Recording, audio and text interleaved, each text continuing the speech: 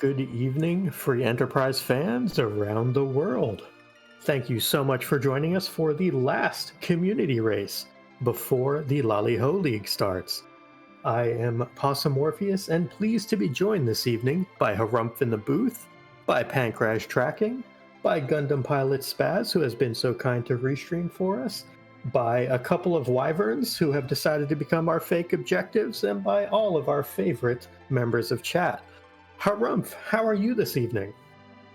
I'm doing great, and unfortunately, these are fake objectives. Otherwise, Wyvern would be 3 of the 4 right away, which would certainly make things a lot easier. I would love to see it regardless. But I do want to first off thank Free Enterprise for coming over with that huge raid. I hope that the rest of the LaliHo stream went well, the kind of theory craft stream, if you will. Looks like we have a Sid start for this race on the LaliHo Swiss flags. We have Complete Cave Magnus, so we should be getting some music tonight. We have the Forge, we have the Pinktail, and we have a double boss hunt. So that'll be interesting to see how it changes routing. So that's the D-Lunars and also Octoman. Anything in particular you're looking at, Harumph, on this start? Well, I'm looking at the Sid, right? The Sid start is interesting because you do have a Dwarf Axe that you do get right away here with your kit here, but the Dwarf Axe does make Sid exceptionally slow. Sid is a great anchor in that regards here. It's a character that I like to see a little bit later on here because you don't necessarily have a way to keep him down early on.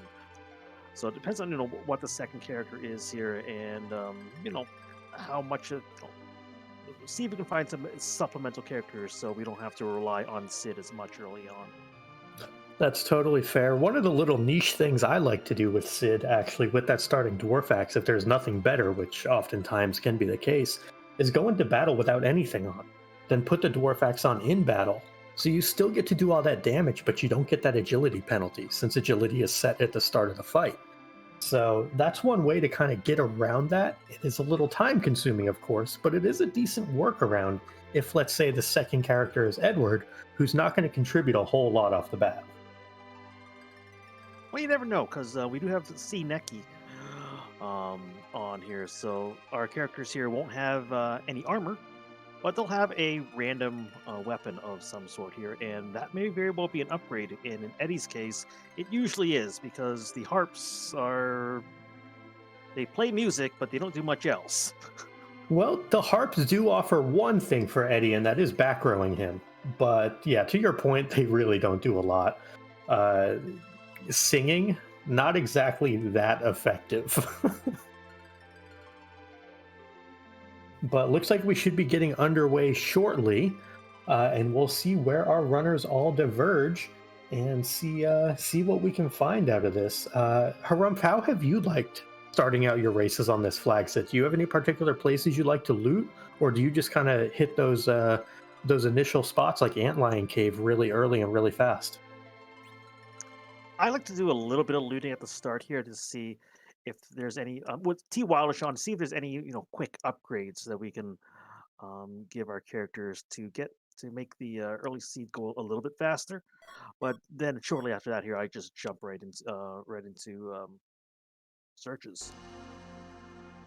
So All right. we've got a cane start and we've got a pass. So yeah, that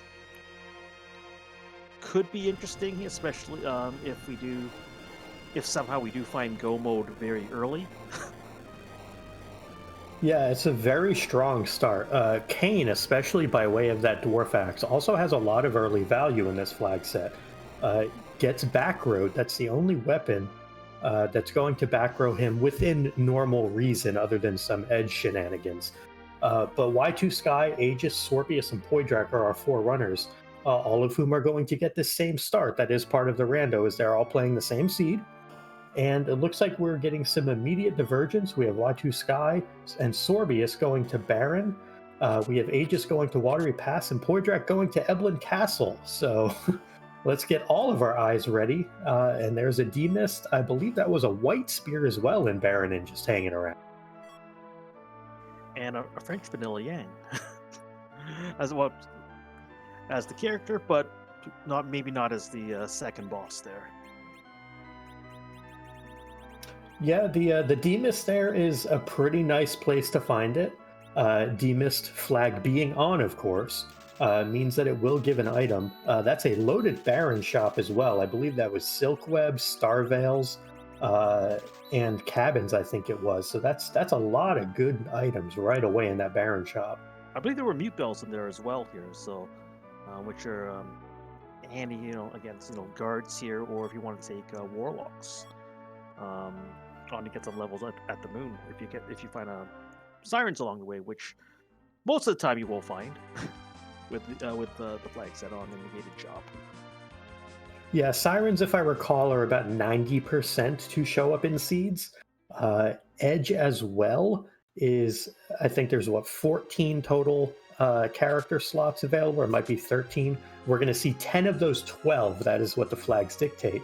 But if Edge is there, that also opens up a potential for stealing sirens. Looks like we have an Octomam on Hobbs, so there's an objective, and a Yang. So we know that Yang is a duplicate. Yeah, so far here, 3 melee characters. Octomam here. Yeah, we've got some decent weaponry already here, so this won't be a problem here. Yeah, Sid hitting for a good chunk of change right now. Yeah, this is an ideal party as far as HP totals go. This is not your Rydia, Edward, Porum type start, where you're like, if I get hit by anything, I fall over. These are some beefy party members to start out with for HP. The defense here is a strong offense. That is absolutely true. You don't have to cure if you can just keep holding the A button and things fall over and die. That's the way I like to approach my fights. Looks like Poydrak just found some Artemis arrows in Eblan Castle. It doesn't look like there's been a ton of great stuff in there. I've seen like a glass hat, some Artemis arrows, stuff like that.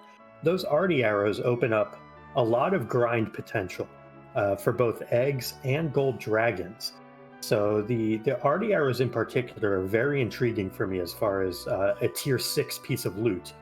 And the tier 6 also is the max you can get from random chests on this flag set. So no crystal swords, no Avengers, none of the absolutely broken big boy weapons for Cecil. Yeah. That being said, you're going to get most time you're going to get an Excal if you find a Cecil. So there's few characters that are pretty much non-negotiable. You take, and we don't have vanilla agility on Cecil. Is definitely one of them. Yeah, without vanilla agility on, Cecil is all but ubiquitous in these seeds. You will almost always see him, unless folks end up doing some sort of pure mage strats, or if Cecil's just one of those 2 characters not in the seed. It was also brought to our attention from our wonderful tracker and also from Beowulf in chat that there was a curse ring in Eblan Castle. That is a big deal. It means that Poydrak in particular is not going to have to worry about anchoring, as they will be able to basically anchor anyone at any time, whereas our other runners may have to leave characters behind, or oh hi Wyvern in Antlion might be a nice place for a cursed ring. Yeah, that curse ring finder, you don't have to worry about keeping Sid down. You can level him up all you want. Slap a curse ring, instant anchor. Yep. From start to finish. And there's a rat tail.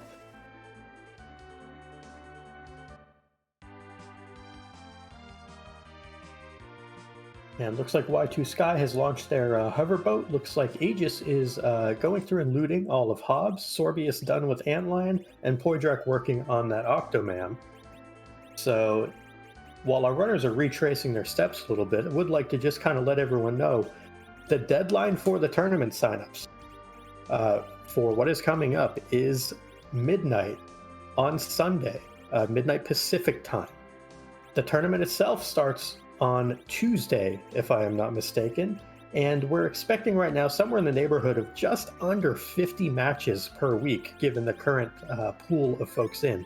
So if you like free enterprise, now's the time to join. it's also going to be a great time to watch. Yes, we're going to be having matches probably close to every day. Um, so if so if you're a fan of Free Enterprise here, and you like to see head-to-head matchups here, it's definitely going to be a lot of fun to watch here. You're going to see a lot of crazy action. Absolutely, and I just have to officially say Sorbius just bought a poison axe. I am officially Team Sorbius now. I think your opinion of the poison axe is higher than mine. And anyone else.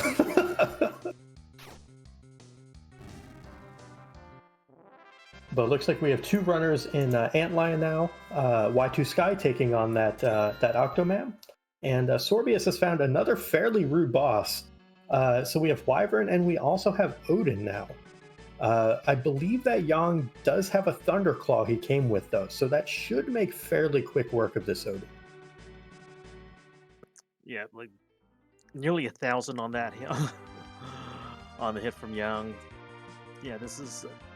and I believe you get a stack of Thor Ragers as well here. So if you didn't, you could chip them down. Yeah, the Thor Rages is a smart pickup as well, not just for a rude Kainatsu, but can also be helpful with an early Odin to get you that extra damage. And looks like our item from that is the Earth Crystal. So we might get some early Rate That Treasury action. Even though there's no tier 7 stuff in there, a lot of tier 6 stuff this early still extraordinarily good. And in the box by the King of Fool's Bed, a curse ring. Mm-hmm. So all those seeds where you run around thinking, where's my curse ring, where's my curse ring? This is not one of them. Curse rings for everyone. Which is typical, because I'm not racing the seed tonight here. That makes two of us. Looks like Sorbius not going to check out that treasury right now. Might be of the mindset that without the tier 6s there, it just might not be worth it. So climbing ordeals, looking to get the next check out of their way. Yeah, you mean that's like it's a pretty beefy party again. Beef party to start right now, so you don't necessarily need any potential weaponry that might be there. Although max tier 6, you can still get... there's still decent stuff at tier 6. And maybe he's not necessarily in the mindset of needing to buy stuff yet. It's a lot of items to pick up. It's a lot of stuff that you can sell. Yeah, it's definitely interesting as far as what can be in the treasury. Again, that max tier 6 leaves things like power shirts and Zeus gauntlets on the table still, which are great. But it takes away all those things like, Artemis bows. It takes away things like Dragoon spears. It takes away crystal swords. It takes away excals. So it is limited for sure, but still a lot of really nice stuff in there. And there is a karate one spot away from everyone's place for karate. No, we have correct rotation. We have Yang traveling in the correct rotate. Well, maybe not the correct rotation here, but taking the short route as opposed to the scenic route. Yeah, I'm still partial to the kick herd around the world, but that's just me liking the memes. Looks like Aegis and Y2 Sky both have their rat tail now, so all of our runners have decided not to fade Antlion, so no memes from them as far as that is concerned. Looks like Poydrak's going to be getting his Earth Crystal as well, and Sorbius is showing us a Sparkle at the back attack. Pale Dim, not the worst thing to find here at all. No. Yeah, like melee damage. Yeah, you're just gonna see slow cast a lot, but that won't be. I don't think Sorbius or any of our runners will mind. Absolutely, and a very heads-up move by Sorbius there, taking the Thunder Claw off and just leaving the Poison Claw on for Yang in this fight. Pale Dim takes reduced damage from any elemental, whether it be from weapons or, in the case of spells, just absorbs it. So it's very heads up to get that Thunderclaw off to do not bonus damage, but standard damage with just that Poison Claw on Yang. Yeah, like anything to make the fights faster here. Like those seconds will add up here. Um, Little bonus of saving a second animation from not having the second fist hit as well. Absolutely.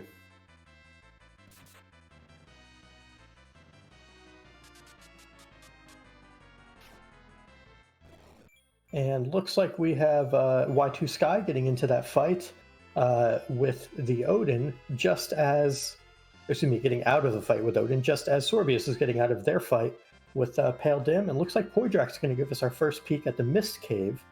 Now, I'm actually a huge fan of killing this boss and looting in here. Because the loot in Mist Cave is guaranteed minimum of tier 3 and can go all the way up to tier 6. So it's 4 chests that can be very high loot. So we'll see if Poydrak does any looting in here. And there was a life staff already, so that's a tier 6 to start. Elven Bow's also great. Like so far here, we got value here, especially when you get a if we do find that white mage. I mean, that's not bad. That's a glass hat, a life staff, and an elven bow. That's pretty decent. Yeah, I'll take it. And oh, there's a legend sword from Ordeals. Cue the Is This Even? And another moon boss at the top. We got Plague. This is good from our perspective because it still leaves things like Ogopogo out there. It also means the D-Lunars are not here, so our runners will have to work a little harder to find that. Looks like Aegis is on the way through, taking on this Bahamut. I believe they got through that demist, and so they're going to give us our first check at the Baron Inn item. And Poydrak going to rate that treasury, so let's see what we get.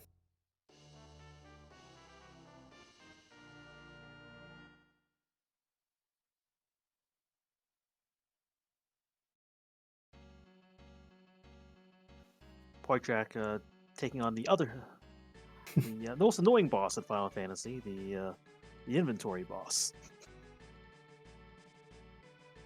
Yeah, the one true boss. Looks like so far, at least there was a Murasame and a Crystal Ring. Crystal Ring is particularly nice. It's absolutely fantastic for both physical defense and dragon resist. I mean, halfway it's edge out of 10. Another Crystal Ring, a free Siren.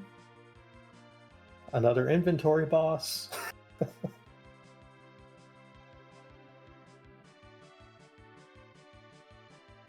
Yeah, like it's great if you. It's pretty good if once you find if and when you find edge. But 2 crystal rings here certainly. I'm not going to say no to that here. Ooh. Speaking of things not to say no to, Rydia's mother deciding to give our runners an Excalibur. Let's see if there's a Cecil literally anywhere, because now we know our runners are guaranteed going to take him. There is no doubt in their minds seeing that. Which means that by logic here, if Cecil is in the seat here, he's at the Giant of Babel. Based on my experience with this game, yes.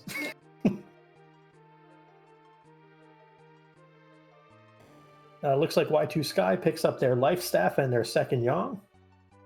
And looks like Tower of Zot is going to have our underground access today. Or at least leads to our leads True. to the chain. In some form or fashion, Zot will be required to get underground.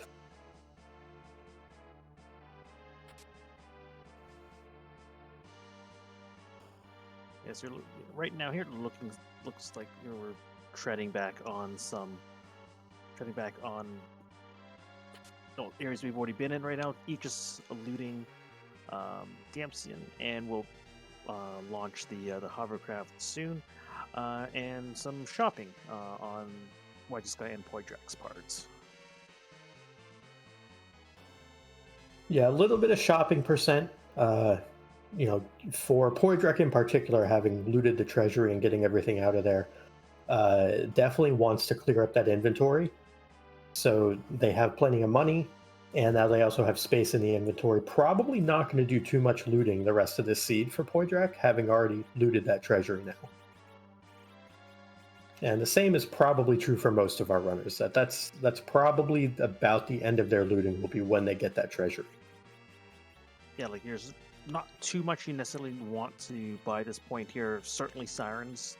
Once you get access to that here, you'll want to pick some up here, but you have to get.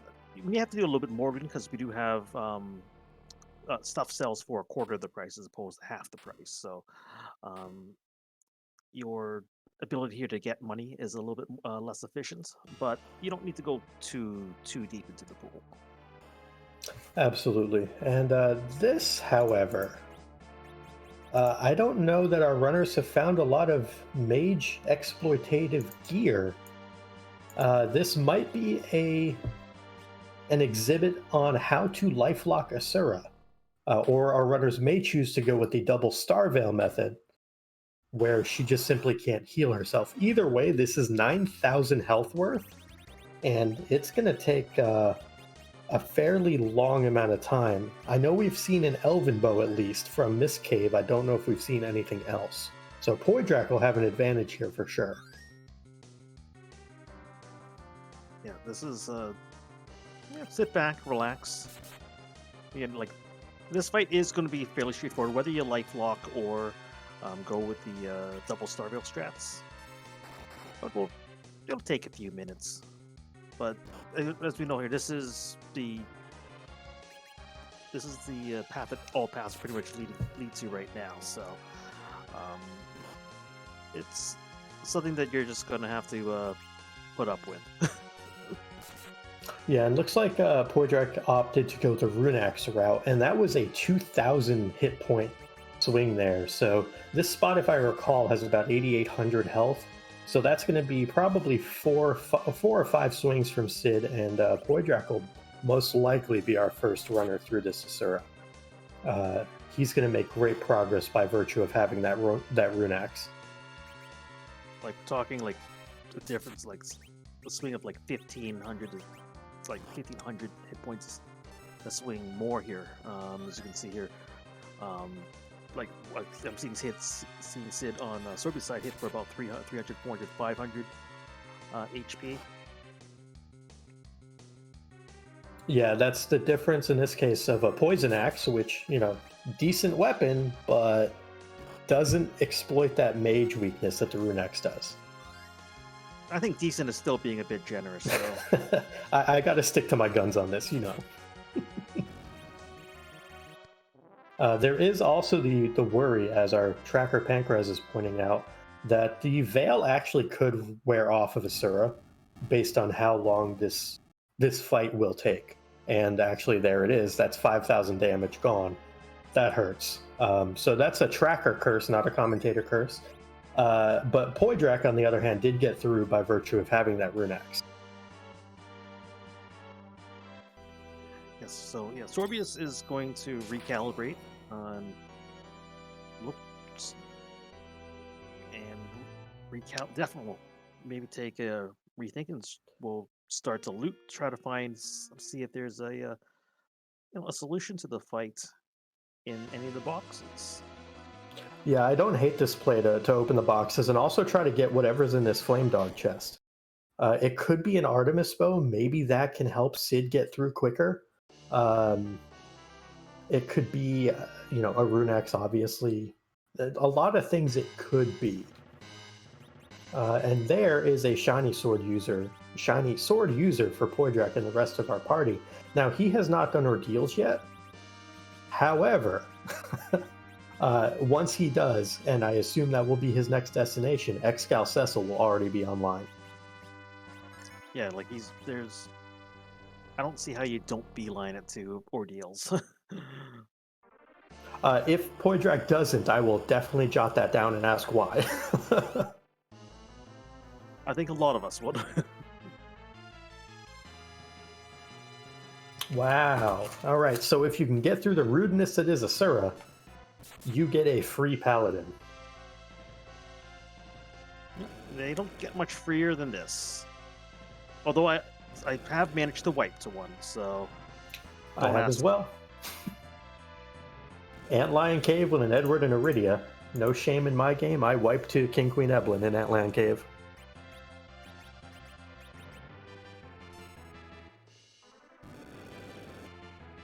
Yeah, so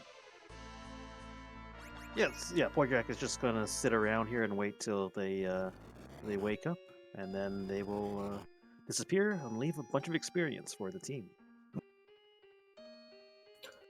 Yeah, and looks like Sorbius deciding that there are greener pastures elsewhere for the time being.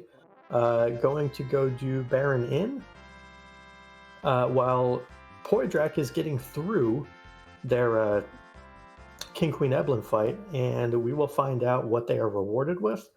In addition to all that experience that they got from that Asura and King Queen Eblin, uh, there's a lot of upside to the additional potential key item coming out of this.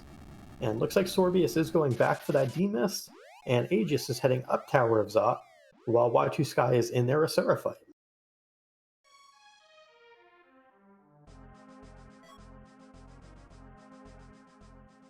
Right, and Poydrak finds a hook. I mean, hook rats are the worst. That's what the guy in the cave says. Hook routes are the worst here if you're racing them here. If you're watching them here, they're they're great fun. Yeah, I'm all for it, because I want to see something like an Ogo Pogo, where you have two Yongs and your white mage is a Porum. So, that's fun. Yeah,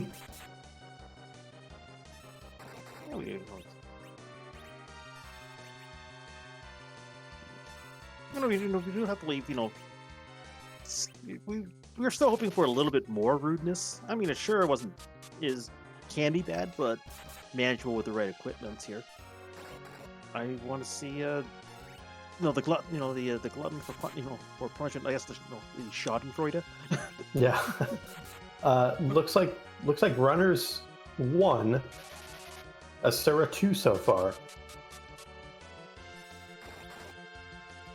That rune axe from Poydrak is definitely proving to be the turning point, an early turning point in this race, at least with our 4 runners. Yeah, definitely a big get for him.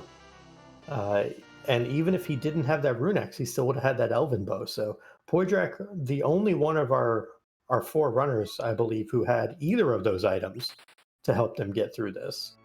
Looks like Y2 Sky is going to take another crack at things.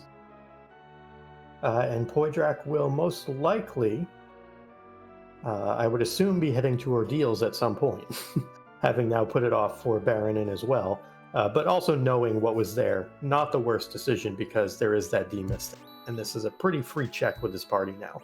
Yeah, it makes sense here, because he has the Demus was the one that it was Radius Mon who gave the Excalibur here, so Poydrak didn't have that weapon right away. Yeah. And so we have Sorbius, who backed out of Asura. We have Y2 Sky and Aegis in the Asura fight. And we have Poydrak going to get his item from D-Mist. And it'll be interesting to see where our runners head next. We know that for Poydrak now, this makes sense. He didn't have that Excalibur to beeline to Ordeals. Now he has it. So now he's going to beeline for Ordeals. Yeah, we're seeing Sorbius do a very deep dive of the Watery Pass. Picks up some samurai boy on a ribbon here. You're not going to say no to. Yeah, definitely a lot of good gear for like cover Cecil, as Chad is pointing out. Still lacking in ways to help out with that Asura, though.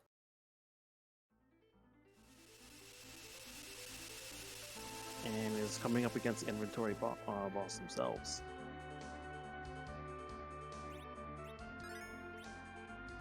Yeah, tons of defensive gear in this watery pass. Um, my goodness, like not going to have to worry any bit about damage being taken. Unfortunately, Sorbius does have exits in the inventory, so it doesn't have to make the long walk out. Yeah, Probably why Sorbius went that far deep into the cave. and also looks like Poitrak gave us a waterfall check. That waterfall check was Ha Ha Ha himself.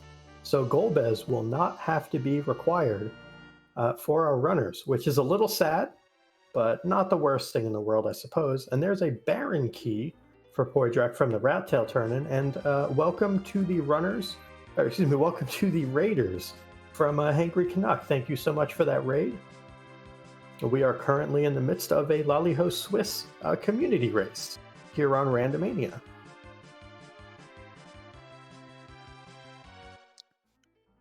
Voidrock parking the hook, so the hovercraft uh, by Cave Evelyn, and then we'll just hang up ordeals here to get Cecil into paladin form to make use of some heavy metal. Yeah, definitely advantage Poidrak for how this started. This goes to show sometimes the power of those off-meta loot places, if you will.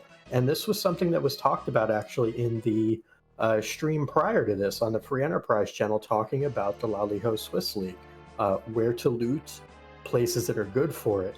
Things like, you know, the Eblin Castle play, things like possibly a Mist Cave, places like that where you might be able to find an advantage over your opponent that you may not otherwise have. And in this particular race, that is highlighting that. So anyone who went to Eblin Castle in particular, getting paid off big time by being able to exploit that mage weakness on Asura. Yeah, on T1, you start to see it a little bit here. I believe you saw a few runners, make that play like in 3 zone,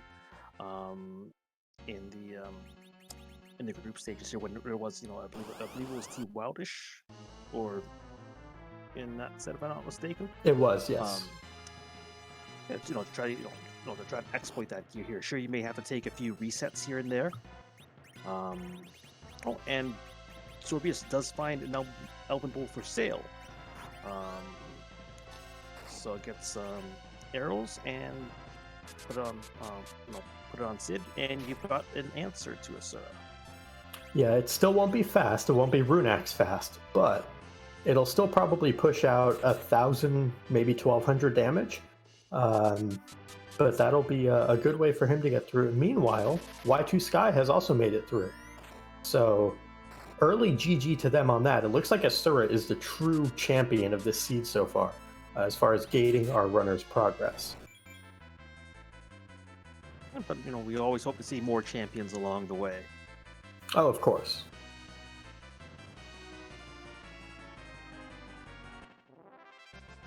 Voidrak making quick work of the boss's up ordeals. Paladin going down without much of a fight.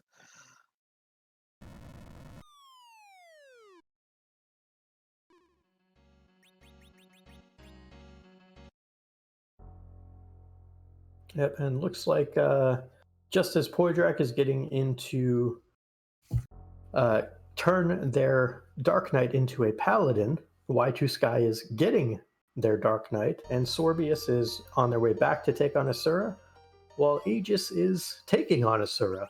And let's cross our fingers that their wall does not run out as well, because this is getting a little bit long in the tooth for this fight.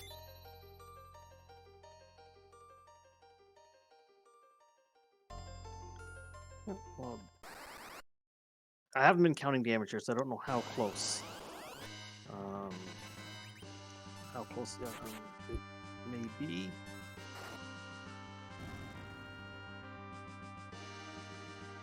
Yeah, haven't been counting myself either. I just know I've been seeing Aegis go at it for a little while now, so getting a little worried that that veil could run out, and we don't want that to happen. It may very well be here that having the fourth melee fighter here is making a little bit of a difference here. Sorbius's first attempt here. There are only three fighters in the party. Three characters in the party, if I'm not mistaken. That is absolutely correct. Yeah, there were only three to start.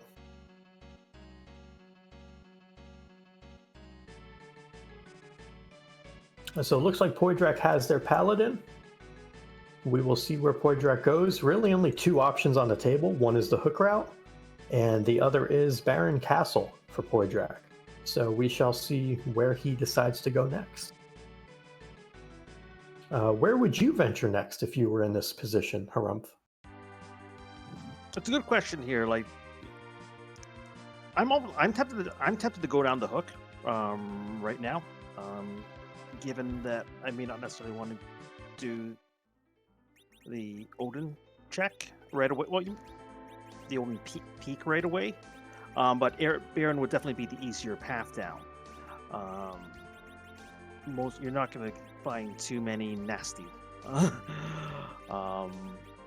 nasty bosses. Most of them are going to be easily handled by this party, I think. Absolutely, especially knowing that the imps were the boss at the first spot. I would be curious about a peek for the items at least, though. See if maybe there's some hourglasses or coffins. I might be enticed to just dive the hook route if there were hourglasses there in particular. Freeze up the Mad Ogres, get your XP on Cecil, and then just turn him loose on whatever the hook boss is. So it's, I think kind of half and 1/6 dozen the other type deal, that it's not, there's no bad play, and knowing that there's two extra bosses that this Baron check opens up, D-Lunars could very well be there. The Pinktail could be there. The other half of the Forge could be there. Any number of things could be there. And Baron does have a good chance of providing key items. So there's definitely no right or wrong play. Just interesting to see what the runners do, where their mindset is. Oh, it would be, but you can also run into, there's some potential for nastiness even with the placement of your key items here. What if Baron has a magma key? Oh, for sure. Here. Yeah, and if you have, say, both the bosses on the hook route, that hook route isn't going to be a check for a while. That's definitely true. We know that Octomam's out of the way, but that D-Lunar, if they're at the King Queen Eblin spot and a magma key is found here, that's just a feels bad because, Poydrak's played exceptionally well so far. All of our runners have, but Poydrak in particular is just crushing the seed so far.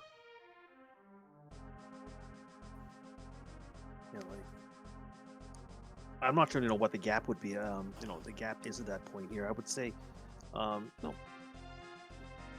I don't think our there are three runners here are fairly close for the most part. Righteous Gate a little bit ahead here. Sorbius, getting through the fight here, and then, Aegis isn't that far. That far back. There's certainly plenty of opportunity to get back time in this race. So, although Poydrak is far ahead this so far here, in terms of our four runners here, it's still anyone's race. Oh, for sure. No race is decided in the first 35 minutes, regardless of how well any one person is playing. That's the nature of a rando, is that things are going to happen along the way. Choices are going to be made, and they could be the right or the wrong choice, but they could also just work out regardless, whatever it is. So, yeah, by no means has Poydrak won this. We hope that he continues to play at this level, of course, but Sorbius, Y2 Sky, and Aegis are definitely still very heavily involved in who's going to come out ahead in this. They're all fantastic runners. Poydrak takes down the imps and just makes a beeline and finds Dr. Dialogue on the throne. Yeah, he's just a lonely doctor that wants to have a conversation, but with Berserk now, I don't think Porum is going to have time for that. Or Cecil. I didn't see if the cursor made it over to Cecil. I would hope it's Berserk on Excal Cecil. Nope, it's Yang. Yeah. See, There's a crystal there's crystal armor lying around the seat. I believe it was at least there was one in Mist Village. So there's a chance that Cecil might have the crystal armor on. You can't berserk Cecil with the crystal armor here, but he does a great job of protecting your other characters if they're low on HP, especially in the Absolutely. back row. Yeah, absolutely. With that crystal armor, if that's what he does in fact have on, that will do a great job of making sure no one else takes damage. Cecil would be nigh invincible for the overworld and most of the underworld as well. And does run buffer to get that Zerk off on Yong, so this fight is definitely over. Again, very well played by Poydrak there.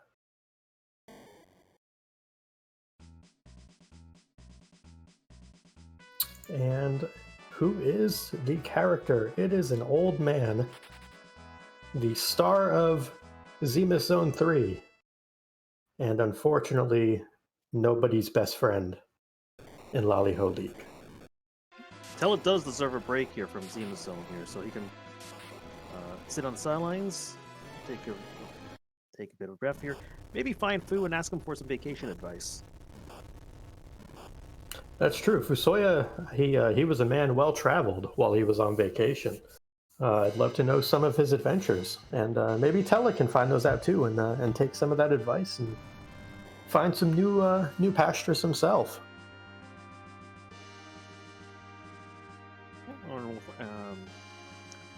We're gonna go dumpster dive Baron and see if there's what prize we have. Well, Forge. Well, that's both halves of the forge. So, Poydrak definitely hoping at some point to find a second Cecil, because that would be double Excal Cecils.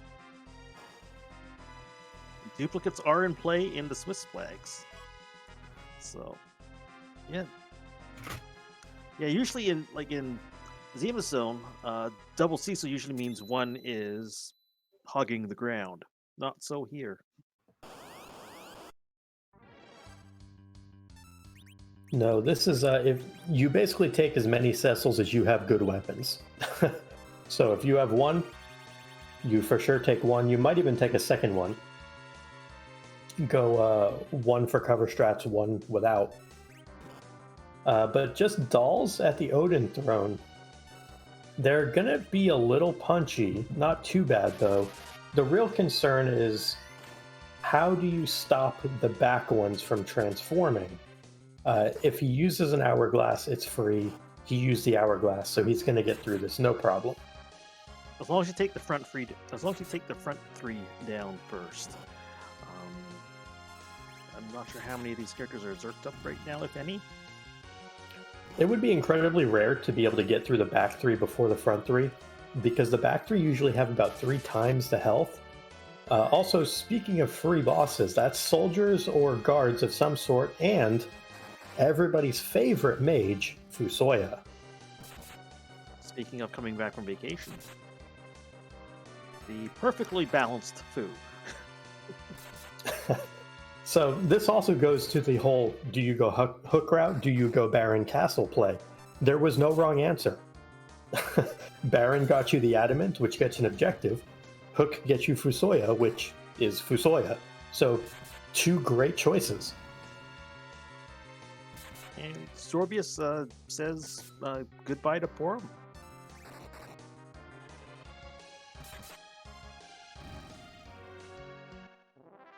Looks like it was goodbye to Sid. Yep.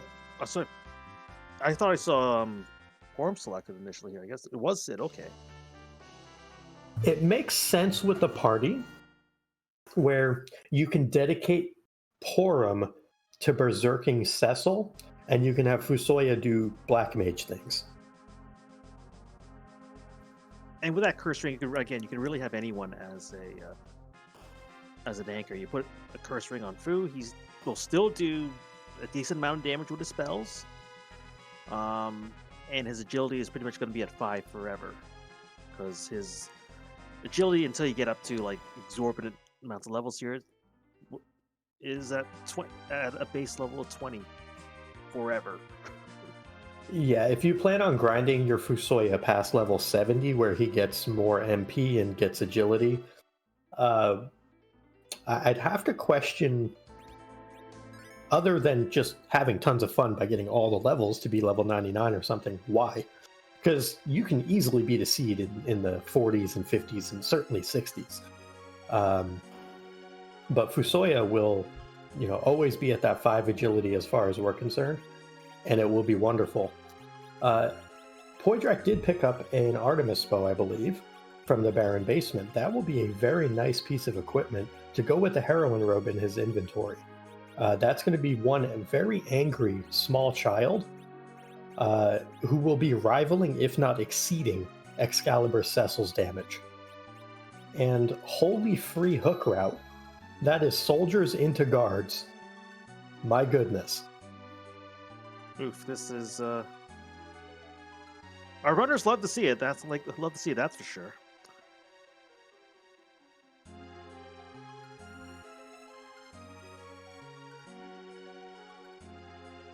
This is I'm gonna have to have a talk with our restreamer this evening, Gundam Pilot Spaz. That I know Asura was up there, but this hook route, this is a little too generous, even for someone as nice as GPS. We can still hope for Alt Gauntlet at Ogopogo holding, being hard required. We can. It could hold, Twin Harp, which has Pink Tail. Always the dream.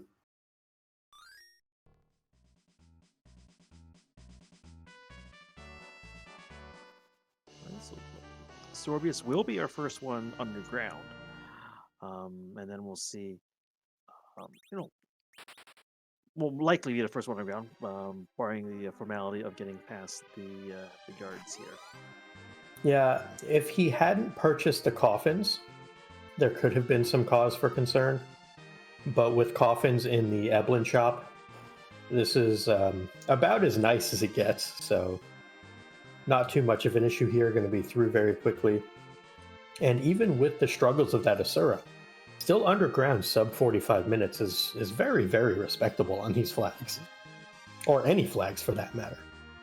And takes advantage of the position of these of this boss here by getting a life glitch on as well, and getting a little bonus experience. Yeah, and that bonus XP could come in handy. There is no guarantee that sirens are going to be underground. It's highly likely, but not guaranteed.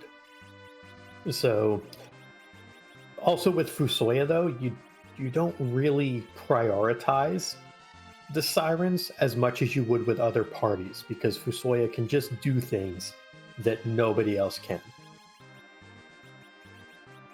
Let me just microwave all your anything that's in front of you. Yeah, our other characters may have 99 problems. Fusoya doesn't have a single one.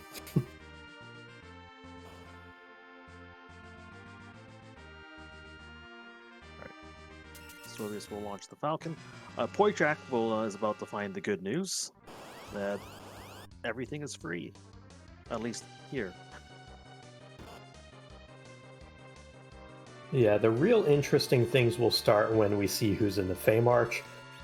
With all of these free bosses out of the way, seeing things, even something like a Dr. Luge, a Dark Imps, the Officers, the Officer-Soldier fight, the Baron Guards, the King-Queen Eblin, the Plague fight out of the way.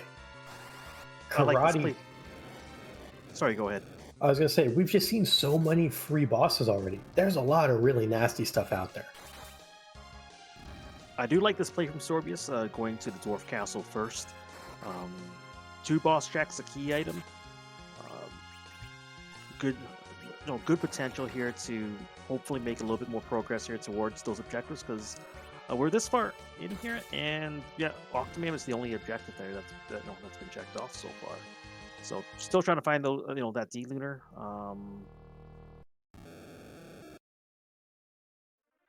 Yeah, the D-Lunar could very well be at this Dwarf Castle as well.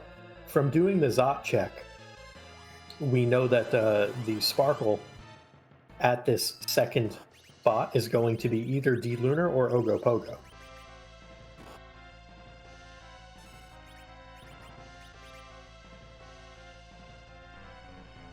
An Ogopogo would be super rude though for Sorbius because that could be a wipe based on those numbers. Yeah, it probably won't be a wipe, and the reason is the big waves actually fire off in two segments, and because the magic power is so low at that spot, it's highly likely that Fusoya straight up dodges one of the waves. So even if it's Ogo here, it's unlikely it becomes a wipe, at least right away. Now you may take this cane just as a safety. It depends. Well, we're going to find out in a moment. Yep. We shall see very shortly. Food dodged one. All right, Cecil dodged one as well. That's even more important. Didn't dodge that hit, though. No, but if a nuke gets off, this fight needs to do 3K. Should do 3K. Will do 3K. There's 4K. He's good. Very well dodged, Fusoya and Cecil. Nice job, Sorbius, getting through that.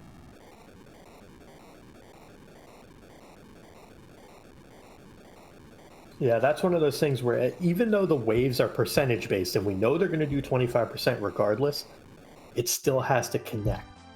So that's one of the kind of cool little nuances of this game, is that based on certain bosses and certain spots, normally you'd think, oh, Ogopogo, this is super scary, we're going to wipe, it's over.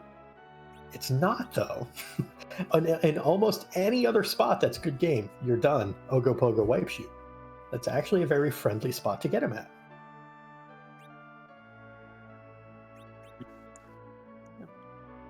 Also, depends on it because your the ability for your characters to dodge magic. Without the Fu, the percentages, I guess, could swing a little bit more in Ogo's favor.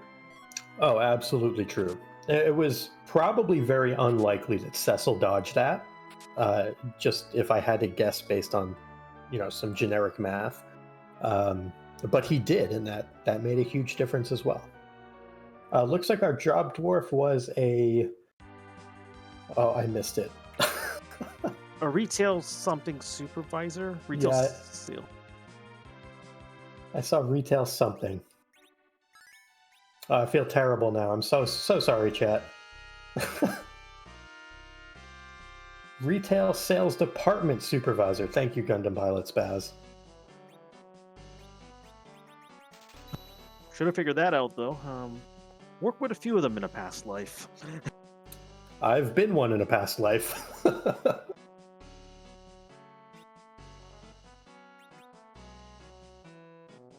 That's why I covered my checks. Yeah. That's those new other paychecks back in the day. Yeah, Staples paid my bills, so I think retail's something everyone should experience at some point. But that's enough of me proselytizing. Let's get our first peek into Feymarch now that Sorbius has that Sand Ruby with Poydrak hot on his heels. Sorbius is making a beeline. Only looting here wants to get into town, not. Then checks one check, takes one peek, and decides to stop looting. And we got a package. Package is interesting. Especially in Poydrak's case, once he gets there. Let's say it is a second Cecil. Do you take the time to get second Excal Cecil online? Or do you not? It would be a very interesting proposition.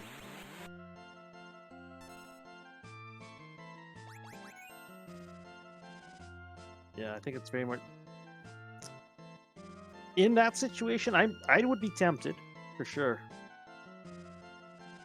Like, I would be tempted to take a second Cecil in such a situation and drop the Porum.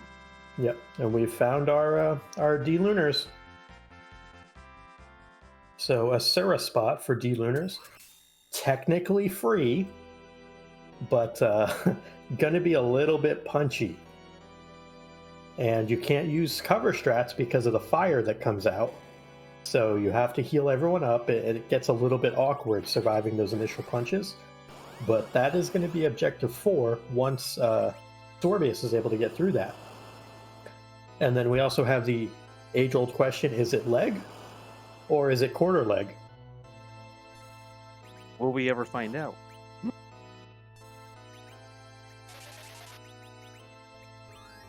Probably. Well, we might, because Fusoya would nuke. If you reflect a nuke and then reflect a fire 3, I think it falls over if it's elements. Yeah. As you mentioned, Dealer is free-ish at the spawn here. It's like getting a free vacation, just have to sit through the timeshare presentation first. You have to deal with a lot of pain. Well, that's not hitting too bad here, but as long as you can, toad them up, this will be fine.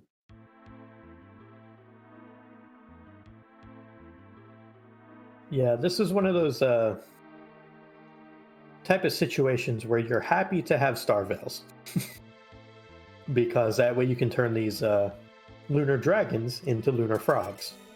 Looks like Sorbius may be taking an alternate approach, may just be trying to burn them down with Cure Magic. With having that Cursed Fusoya, though, that might be a little bit of a tall task. Each dragon here is going to have about 12,000 health, if I remember correctly. And with that Cure 4 only doing about 3,000, might have to resort to other strats, although that was a 4,000 damage jump, so that might be a Dragoon Spear on that cane. Yeah, there is a Dragoon Spear in. I don't remember where, but we did. At least one of our runners did find one. Actually, no, it was Zot. It was the Fire Dog chest. Ah, that's right. Flame Dog, sorry.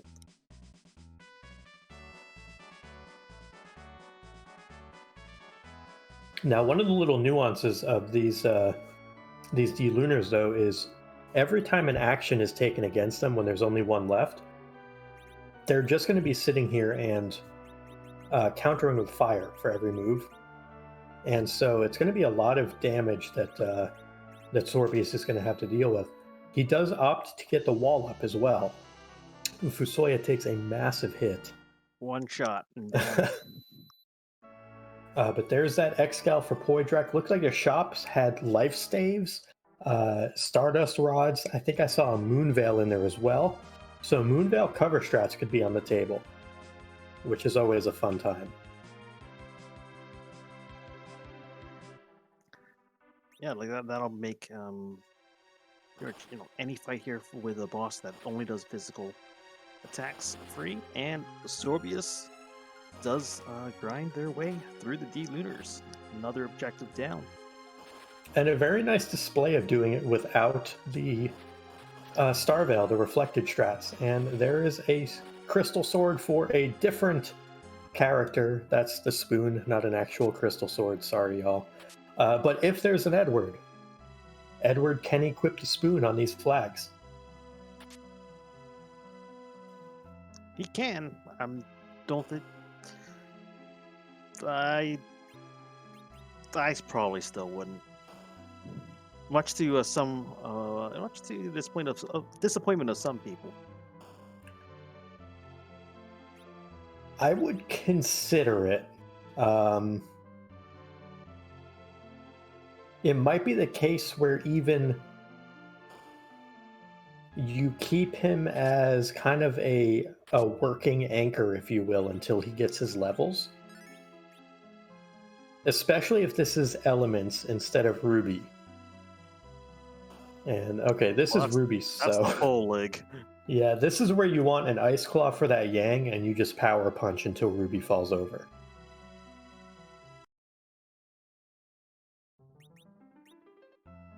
And looks like that's exactly what Sorbius is going for. Because you do not want to be eating those Fire 2 counters. They take up a lot of time and a lot of effort. And you just hope the glare doesn't hit, well, exactly the character you were queuing up your power punch with an Ice Claw on. That was not very nice, Ruby. No, that's board AI for you.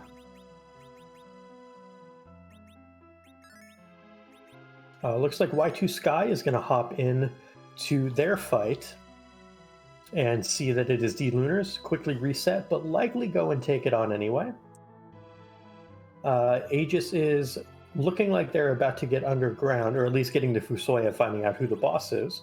Poydrak also making their way back down into the Feymarch to take on that D-Lunar fight. So looks like we have a lot of convergence. We initially had it in the Tower of Zot at Asura. Looks like we're getting it again in the Feymarch. And we'll see, what tactics your Poydrak takes in this fight. Like we saw Sorbius here go through, basically chipping down the dragons one by one. Yeah, I think the big difference is that that Dragoon Spear allowed Sorbius to simply do things that none of our other runners are going to be able to do, and that is just burning down the dragons before they can burn you down.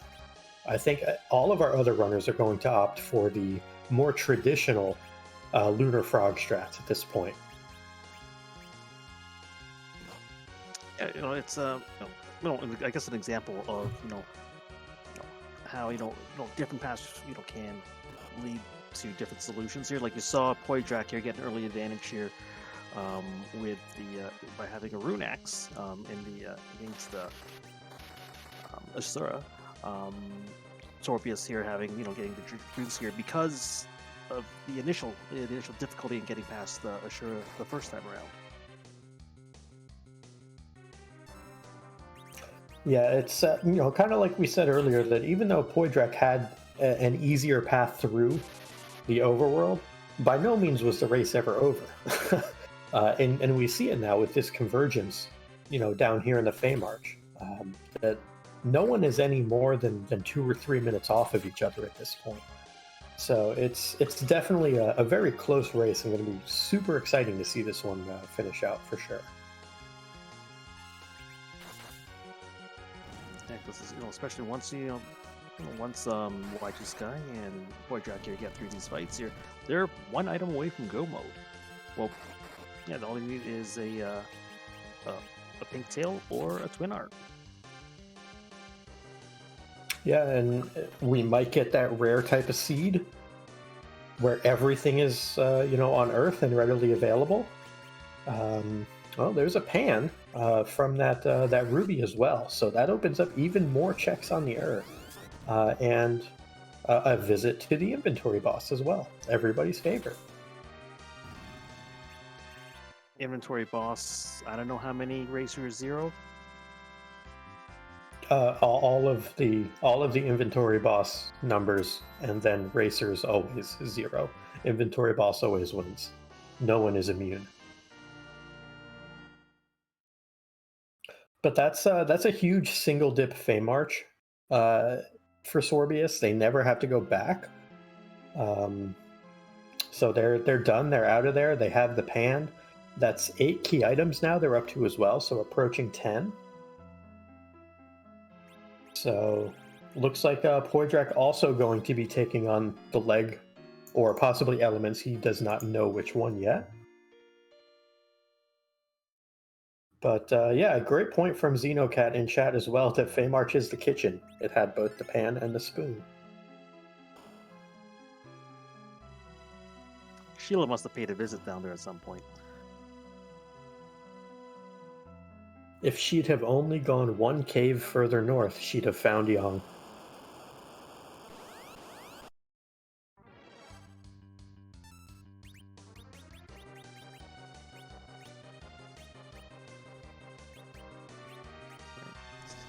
Sorbius will most likely he's going to do a little bit of shopping. I don't believe any of our runners have found sirens yet, if I'm not unless I missed it. I have not seen them either, so that tells me they're either on the moon or they're not. If they're not, there are no sirens, and this is one of the roughly 10% of seeds that will not have sirens in them. So it'll be interesting to see what is on the moon based on our current knowledge of what is available. Looks like Y2 Sky was able to get one reflected dragon turned to breath, but not the other. but does get that Quake to go off with a 64 health Fusoya, and also is through their D-Lunar, while Poidrak is making headway on Ruby. Poidrak taking the, we shall call it, potentially quicker but also riskier approach of zerking up an Ice Claw Yang and letting him go to town on Ruby. Definitely has a faster possible time, but also has a much longer possible punishment if it doesn't work out. So we hope for Poidrak's sake this goes smoothly, and he's able to get through this without too much trouble. Yeah. Fortunately, here the magic power here is a little bit lower at this spot here. Ruby will punch really hard. Yeah, but you can see the glares norm, like at some spots there will do, the full quad 9s here. It's still enough here to take out a character here unless you're at extremely high levels. But the fire 2s are only doing like under 200 at a time here, so it's not too onerous of a task here to keep the HP levels high enough. Whew. Unless your Porum takes 2,900 damage. Yang does finish it off with a 4,400 damage punch, though. Looks like Sheila 1 is a tower key, and Sheila 2 is a pink tail. Sheila's got the goods.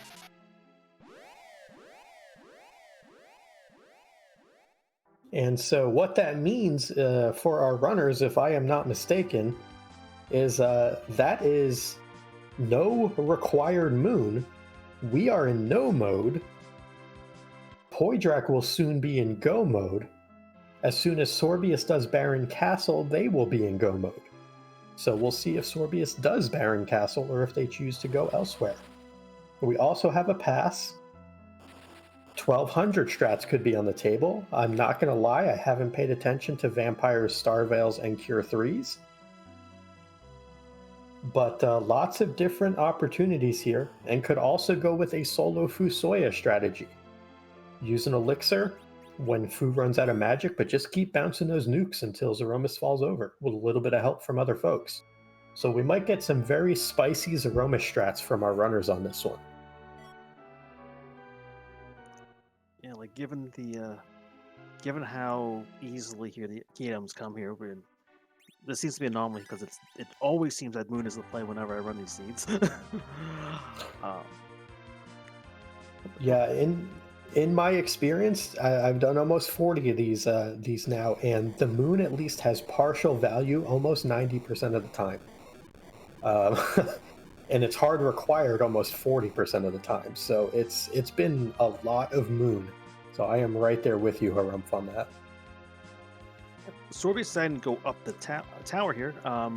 Unlike Poidrak and Sorbius has not found the adamant rock. So Sorbius is still trying to find a that fourth a way here to that fourth objective. Yeah, I mean, there's always that chance, though, that Twin Harp is in one of these two checks as well, and that the Moon is entirely haunted. While that was all going on, though, Aegis is now underground, and will be closing the gap with the other runners shortly by going through all of their underground checks. Y2 Sky getting through Dwarf Castle, and Poidrak about to start looking for what he wants to do. He's likely trying to find some 1200 strat stuff. May have kept track of where things were. Antline at the top of tower, not too bad because you can put it in the microwave, but not the fastest boss up there for sure.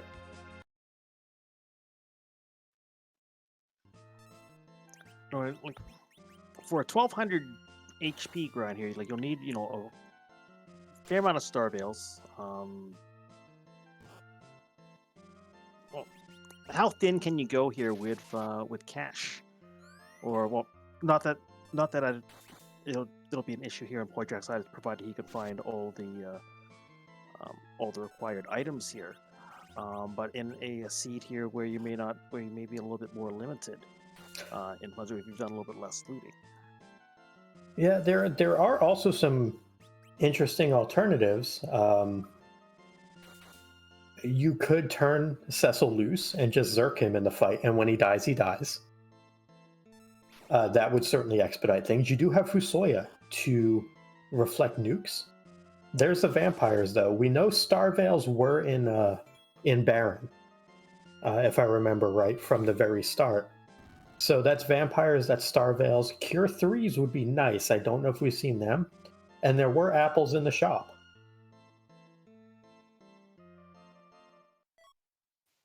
Yeah, we've got potential opportunity here to see some more a more unconventional strat here. Most of these seats here, you're gonna find that they run long enough here or they lay out in such a way here where you do have a grind here, or you're taking enough encounters here to have that act as your grind. That hasn't been the case here. Yeah, this is so far proving to be the exception, not the rule. From what I have personally seen anyway on these flags, that normally 1200 strats are typically not on the table. But when you have something like a Fusoya, or in this case, Excalibur Avenger Cecil, there's a lot of different ways you can approach this. And there's not really any wrong way. And it looks like Poydrak may just be saying, it's go time. Let's do this. Going to battle speed 6. So this may be more of that turn Excal Cecil loose and then go ahead and get Fusoya going on reflected nukes. It could be straight up 1200 strats. We'll see what he decides to go with here. So,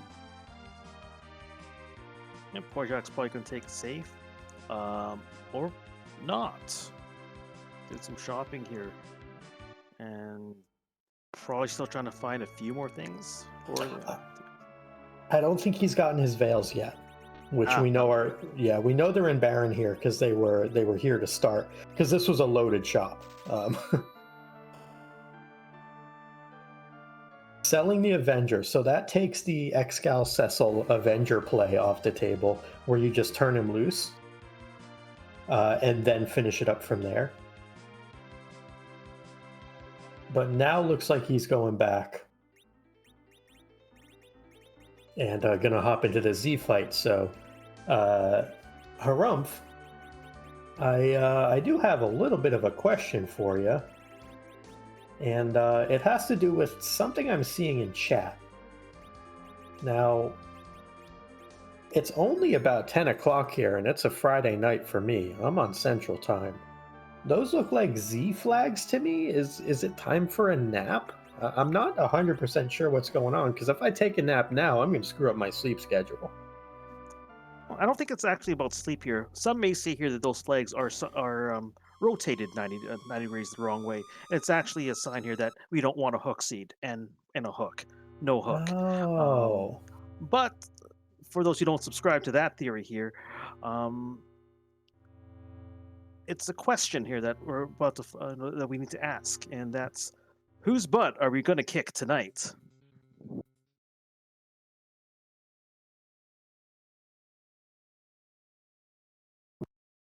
We've got close to 500 now, I believe. Different appearances that Zdromus may take. Some more visible than others. And we'll find out what form is going to nuke themselves, most likely. Yeah, and while we are finding out who be that butt that Poydrak will be kicking, one runner off stream has just completed kicking that butt.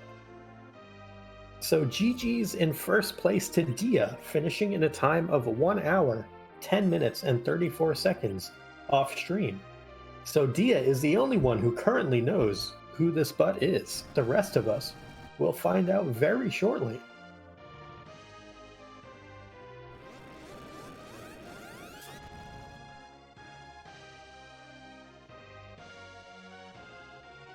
Who takes a crystal? Stormos will gurgle a bit.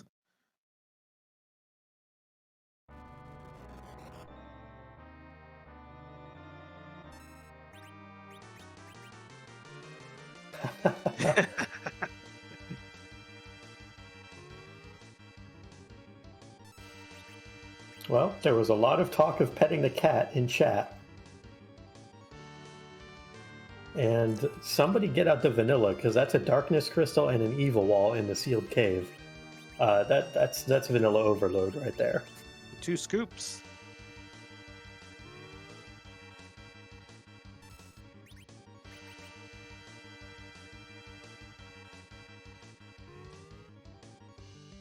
All right. And oh, go ahead.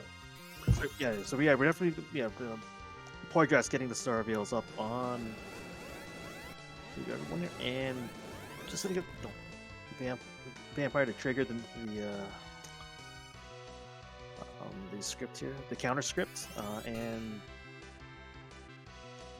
our Drums is gonna feel pain a little bit. It's gonna take a little while, but you want to get get vampires up to a certain point there, and then we'll switch to a non. And I heard I believe you picked up Bait Kiss, Maiden's Kiss, to trigger the counter script here without triggering the HP refill.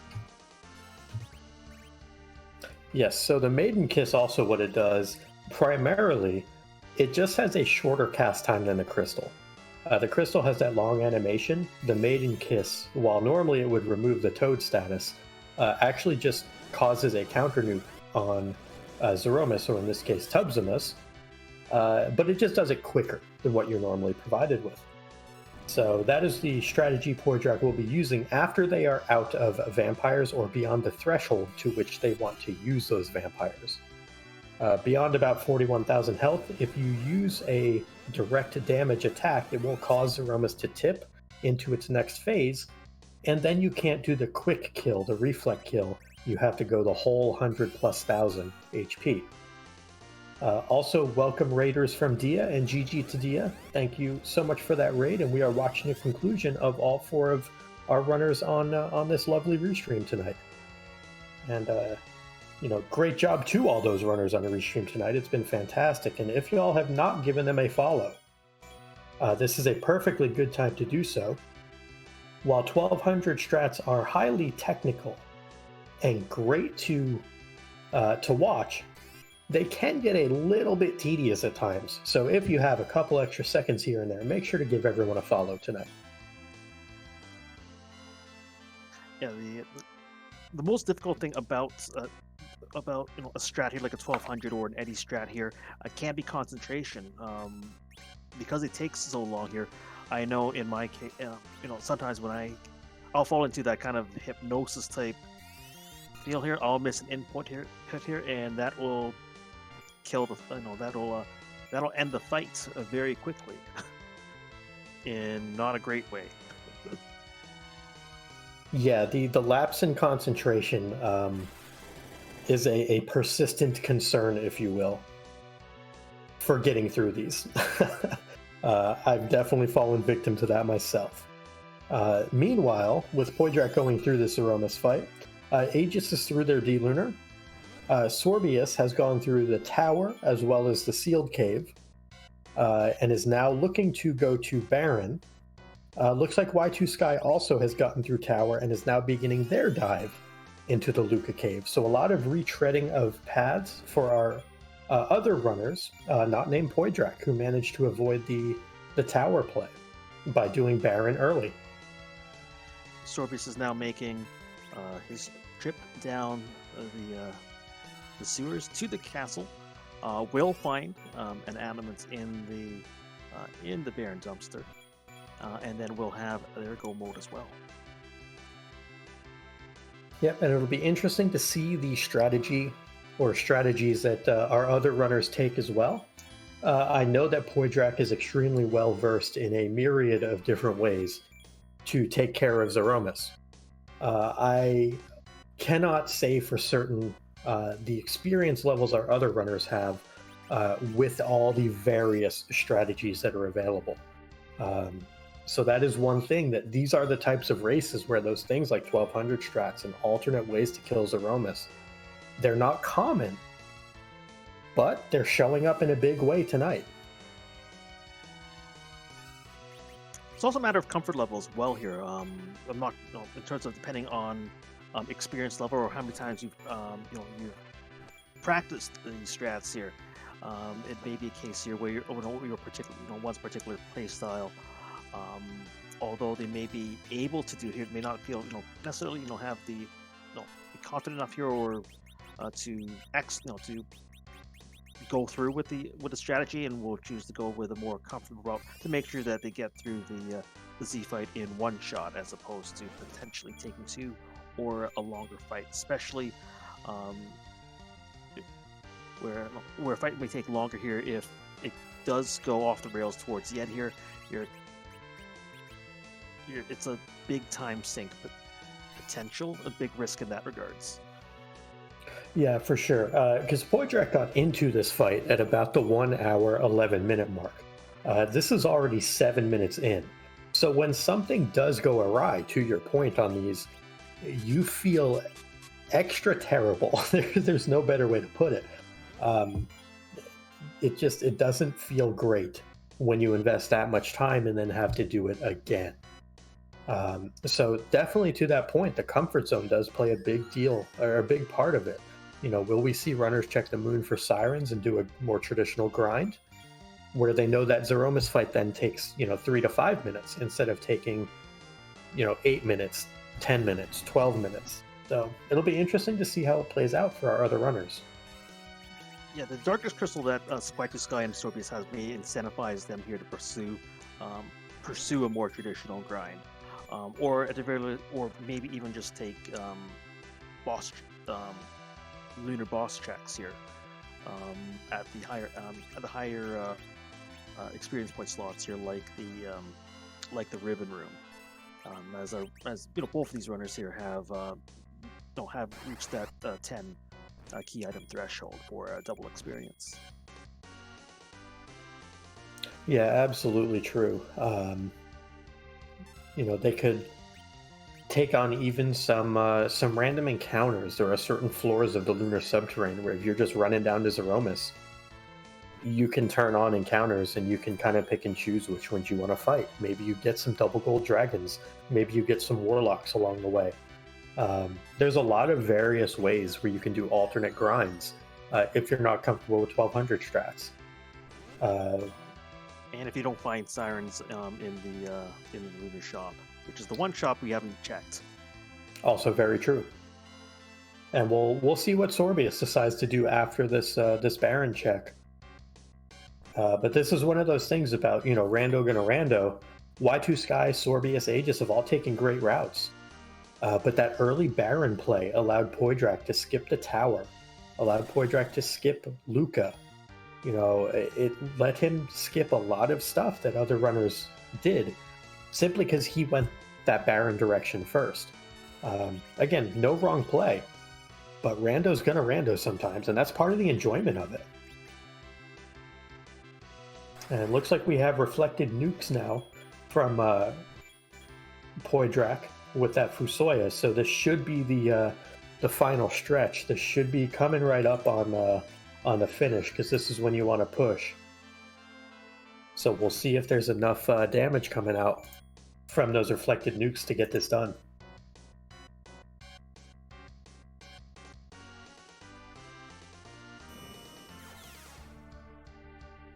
And meanwhile, Sorbius is going to get their last objective completed shortly.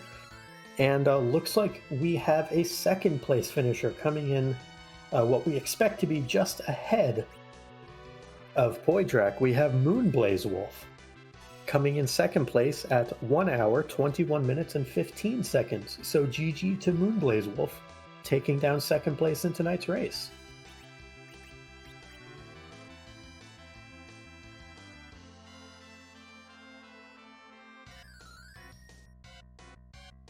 All right, and Sorpius goes into the forge. The Excal has the crystal, so now we'll make plans here to prepare for the Z fight, whether it's going to be a similar strategy to Poitrax or with a more traditional grind. Speaking of which, we have the crack boom, and Poitrax takes down and finishes in third place with an official race time of 1 hour, 21 minutes, and 49 seconds.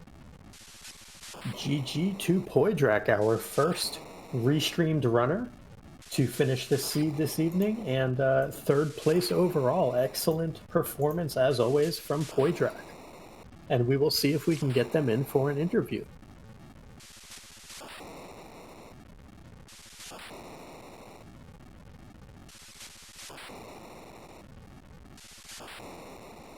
And while we are waiting on that potential interview, looks like we have Y2 Sky playing with the dolls in the barren basement.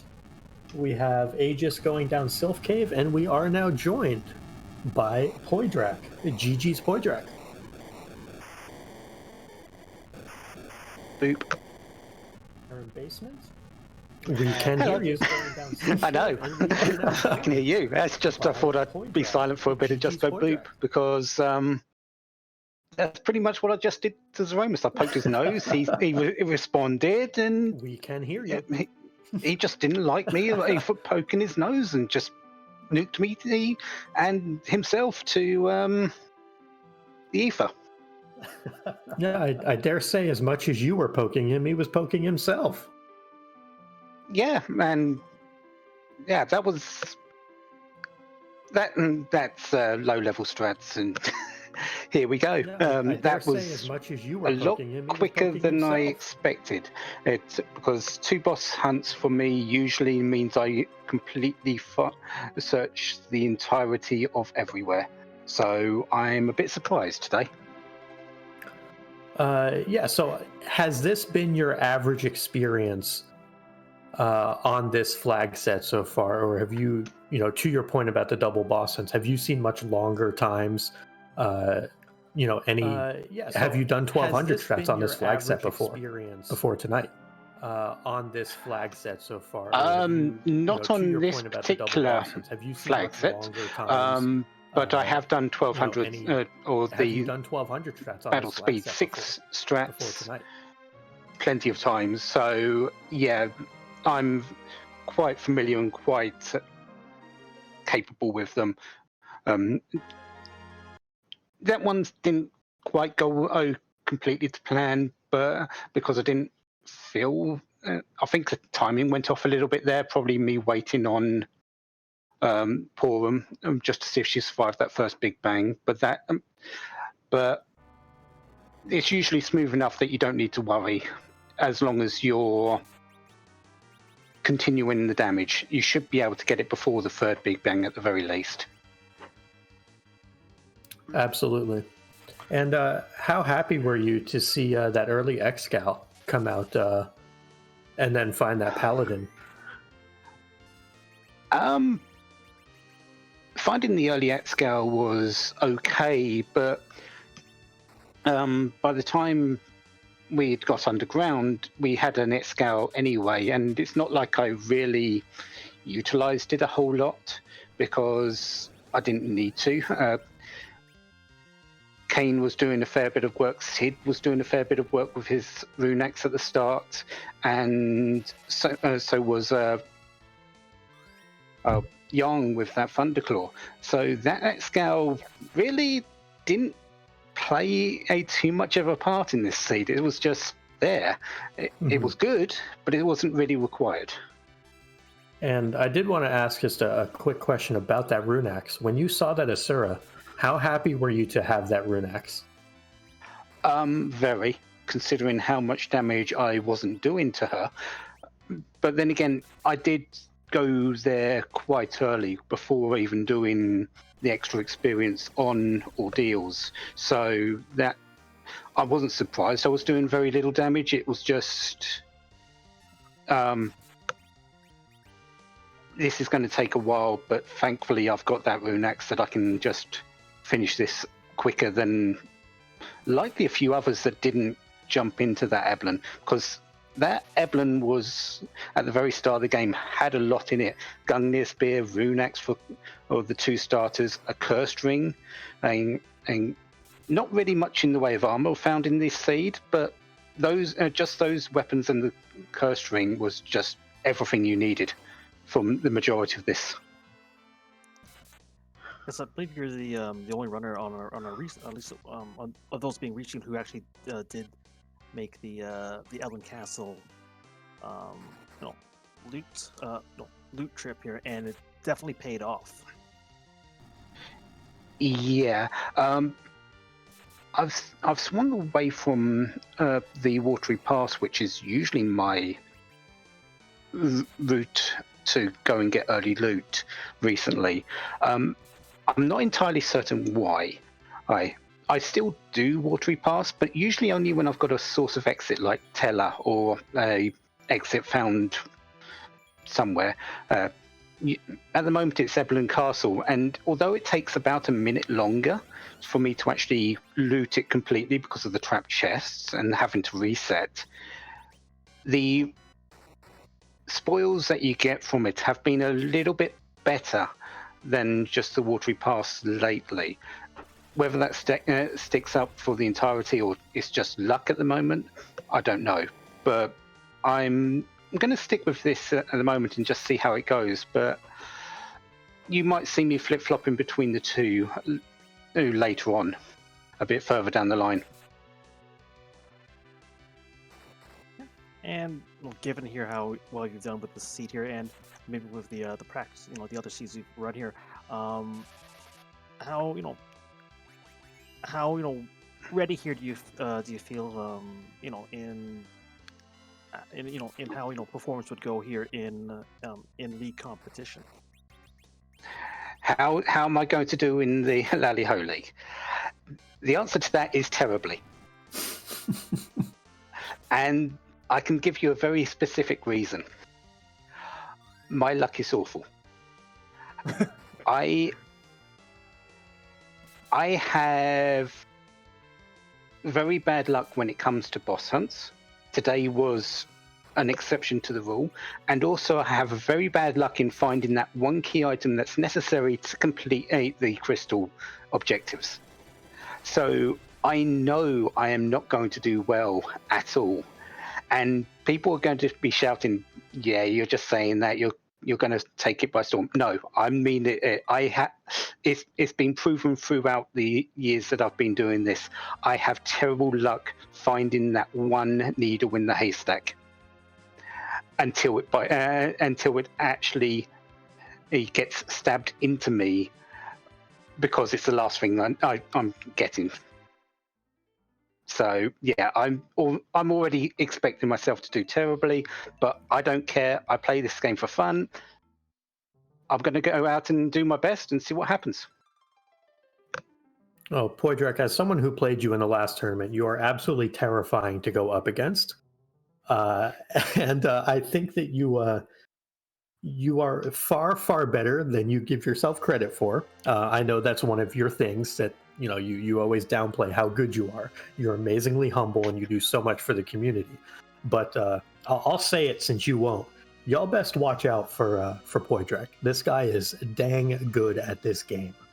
I'm just going to leave it at that.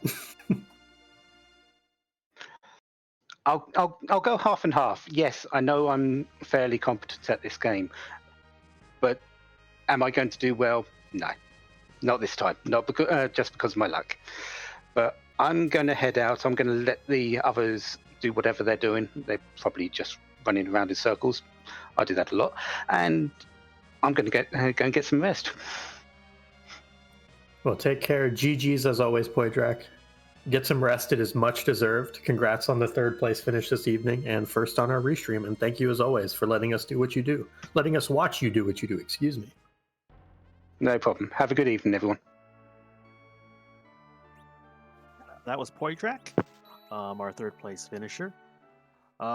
Since then, we've had 3 more finishers come in here. We've had Korgs in 4th place, coming in at 1 hour, 23 minutes, and 27 seconds. Twisted Flax finishing in 5th in 1 hour, 30 minutes, and 29 seconds. And right behind, Flurry 14 in 6th at 1 hour, 30 minutes, and 49 seconds. GG's to them. Yep, GG's to all 3 of them, and also thank you for that raid, Micro Korgs coming in after that wonderful 4th place finish. While we were discussing Poidrak's phenomenal finish this evening, Sorbius took an attempt at Zeromus. Unfortunately, got an unnerfed Big Bang, and Zeromus wasn't playing nice. Y2 Sky has been grinding on moon bosses. Aegis was going through the chains underground. So all 3 are definitely making great progress on their way to Zeromus. Looks like they are taking alternate routes instead of going with those, we'll say, kind of amalgamated 1200 strats, where in this case it was those battle speed 6 strats that looked to be required instead of the battle speed 3, which you normally see for 1200 strats. And also looks like the harp was found on one of those moon bosses. So moon was partially required if you wanted to go that route on this seed. Yeah, but it's the moon boss is a great way here to get that experience here, especially if you don't. I'm not sure. I didn't catch if our racers checked any of the shops here. This may have been one of those that 10%. Yeah, I did not catch it as well, so I'm not certain if there were sirens on the moon or not. But I know that Y2 Sky is getting a ton of levels from these lunar spots. And looks like just a life staff for their troubles from that Ogopogo spot. Looks like Sorbius has turned on random encounters as they run down the moon, looking for some of those high priority encounters like the Warlocks, looking for possibly gold dragons, things like that. But now it looks like they're turning them off. Y2 Sky will likely be headed out. We'll go down Cave Bank, so we will get music tonight. Also, Y2 Sky maybe inadvertently, because of routing here, we'll be giving here what our chat here and our and Free Enterprise fans would love to see or hear.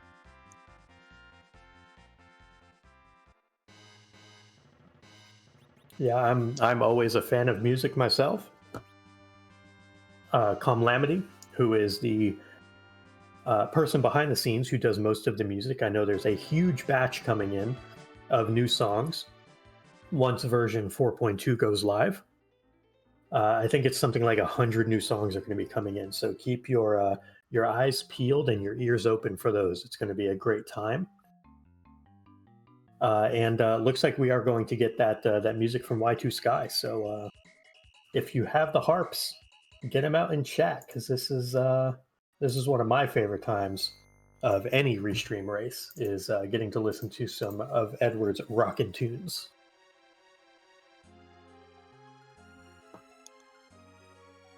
Some of those tunes, I wonder here how his fingers don't fall off. Yeah, some of them, it's incredibly impressive how he's able to play those 16th and 32nd notes, etc. Some of those crazy triplets that are in there. All of the great work that's put in behind the scenes. I don't know how Eddie does it. Speaking of phenomenal things, though, Plumerian Knight also coming in 7th place with a time of 1:33:39. So GG to them as well.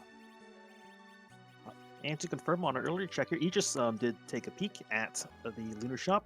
No sirens. Cure 3s, though. So this is one of those. This is a 10%er.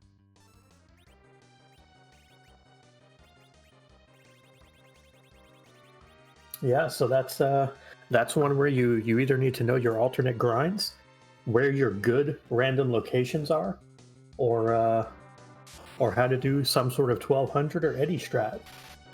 That is one nice thing that Fusoya brings to the table is he accelerates the ability to do those 1200 strats.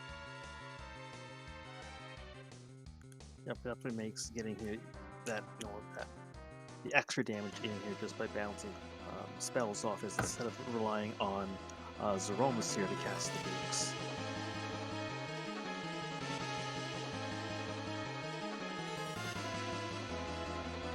And looks like we have Sorbius diving down into the core to fight Zeromus.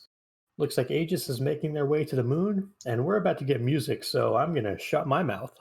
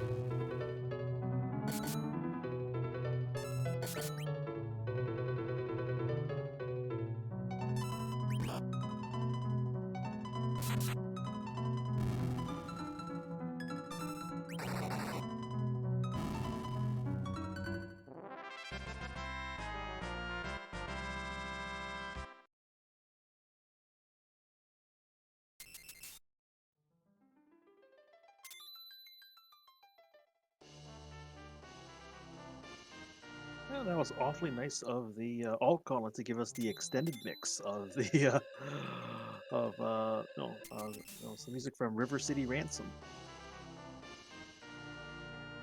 And yeah, not to be outdone. Also, we can get underground now by way of the moon from the Twin Harp. That's probably not what Y2 Sky wanted to see there.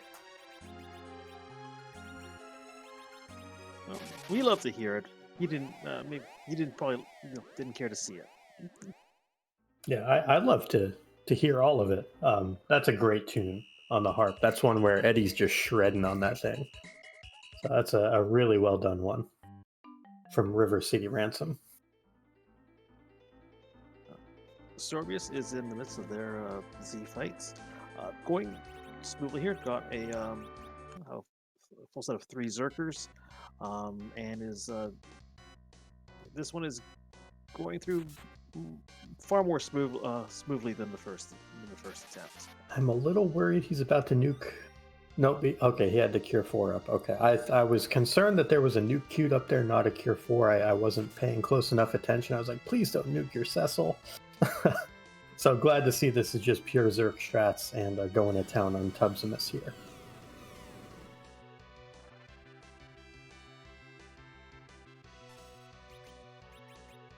Rocks and a quad whiff on the rocks. You don't see that every day. Oh, better luck than me, I guess. And there is the crack and the boom. Sorbius, our second runner on Restream to finish. 12th overall at a time of 1:42.54. GG to Sorbius, and we'll see if we can get them in for an interview.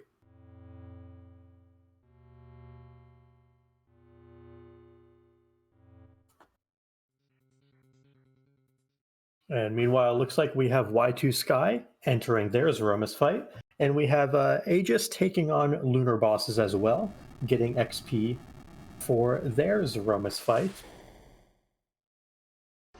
Or actually, looks like they have not done Baron yet, so they may be taking on Lunar Bosses to find that Twin Harp to go that route. But we are joined by Sorbius. GG Sorbius. GG's. So, given here how all the 4 projectors you reached here were laid out here, all on Earth, your thoughts on how how the seed went, and how you were feeling here once you saw here that you had go mode really quickly without where Moon was technically not required. Yeah, it was interesting. I thought, okay, well, let's go see what happens when we forge. I saw the apples. I was like, all right, can I get people to enough HP with enough apples that I can just go do Z now? And I thought I had, but I don't think I set up food correctly to get enough turns to really keep up. So I just said, heck it, got on the Lunar Whale, went to a few, dragons on my way down, and just did Z sort of the normal way. Take us through your thoughts. Sorry to bring this up, but take us through your thoughts about the primary hurdle of the seed, that Dasura. What was kind of your mindset tackling it, and then everything afterwards? I imagine I'm not the only one that had a little struggle with that. You're not. So I saw the fight, and I'm like, all right, I have nothing that's mage weakness at all in my inventory. Let's just throw some Star Veils and see if I can get through. Clearly, I just didn't have enough damage. So then my next thought was, all right, well, there's a bunch of chests here. Maybe I'll just, spike a Mute Knife or a Rune Axe or something, and then I can get through. And then it was, okay, I guess I'll go check Watery Pass and hope I spike a Mute Knife or a Rune Axe or Mute Arrows or anything. And then I ended up doing kind of a shopping tour and finally found Charm Arrows and an Elven Bow. And I don't know, was there something in like Damsey Basement that somebody else had to get through, or was shopping the only way to get through that? There was a rune axe that only Poydrak had found in Eblin Castle, and there was an elven bow in the Mist Cave that Poydrak also found. So, of the four of you on Restream, the only one who had anything was Poydrak. So, it definitely contributed to the variance in times, we shall say.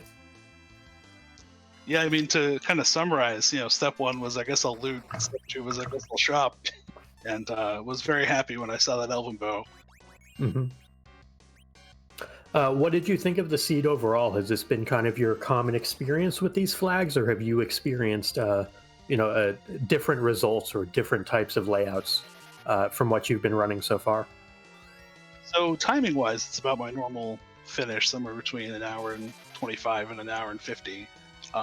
It was weird starting with good characters. I played, I think, 5 practices over the last couple days. I had 3 Edward starts and a Porum start and a Rydia start, so it was refreshing to have people who could do things to start with. It was also weird not having Moon required at all. That has been commonly a thing in these flags.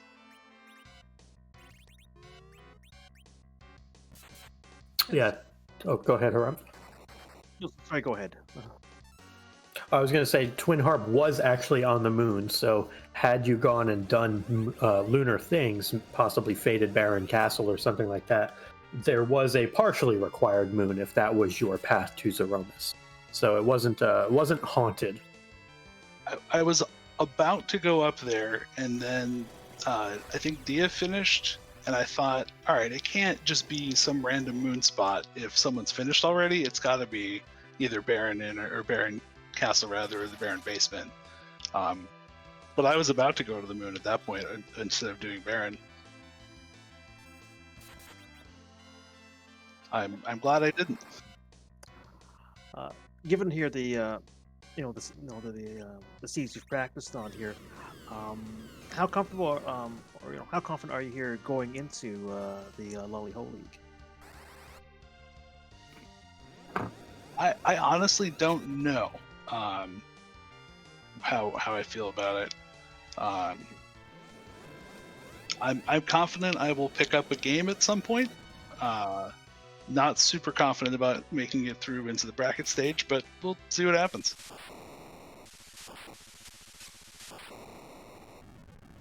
The big thing with the tournament that it's 1v1 here, so it doesn't matter how in a group of 20 here how well you do in that group here, as long as you just have it's whoever finishes between two here. So there's definitely it's a different experience, but it's anything goes. Anything can happen. Well, that's certainly true. I do think there is a little bit of value in looking at sort of average placement in group races, though. I seem to show up in sort of the middle of the pack most of the time, so I would say my odds are about 50-50 on most of these seeds. I'm placing ahead of about half of our owners tonight, so. Were there Chip, any final thoughts here about the race here tonight? No, it was definitely an interesting seed. That Ashura was a huge wrench. Also, shout out to my boy Fu dodging half of Ogopogo at the second dwarf spot. Yes, that was pretty nice. I was like, wait a minute, he's not dead. All right.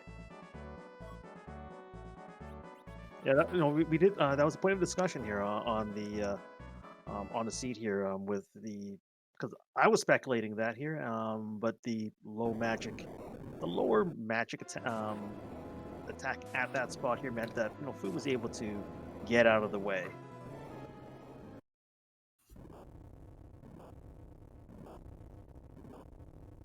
Yeah, it was definitely some good fortune there for sure.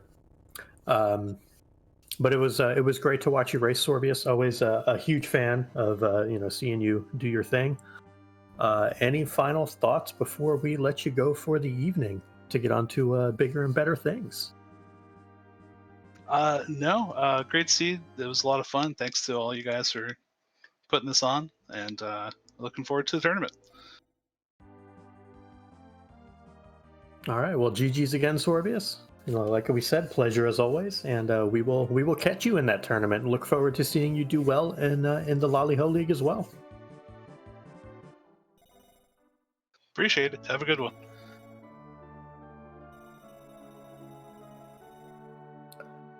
And that was Sorbius, our second place finisher on Restream, and our 12th place finisher overall. We have also had a number of other finishers, including Y2 Sky, who has finished in third place on our Restream, 18th place overall, and has now also joined us for an interview. GG to you, Y2 Sky.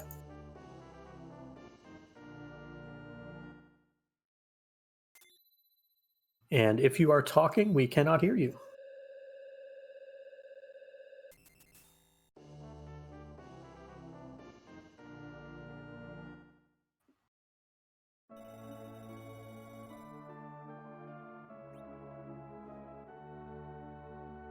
While we are waiting for Y2 Sky, we have had a couple raids come in. Thank you for the raids from Mechalink.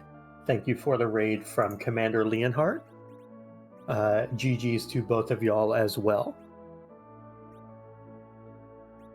And looks like we have had a number of other finishers.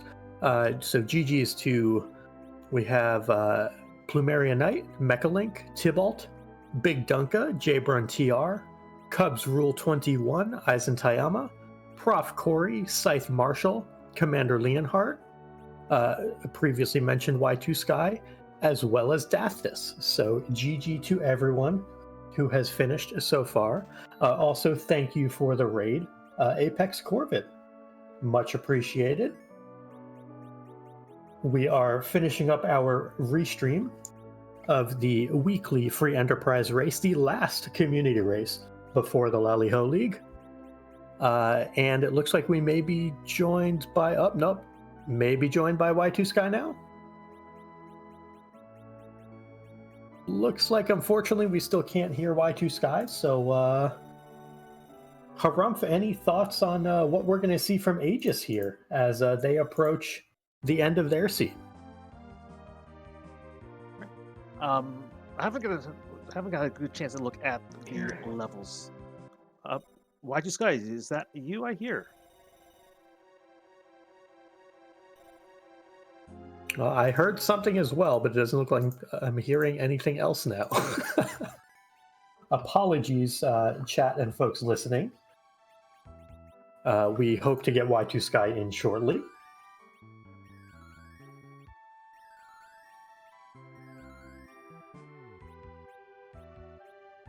In the meantime, here, it just looks like she's about to go to. Was about to go into Sealed Cave. It looks like here, so perhaps a door grind. The levels. It looks like here that we may be looking at maybe getting a few more levels on our characters. Yeah, it definitely makes sense. Characters in the mid-30s not going to get it done for Zeromus. So this is definitely a good grind here.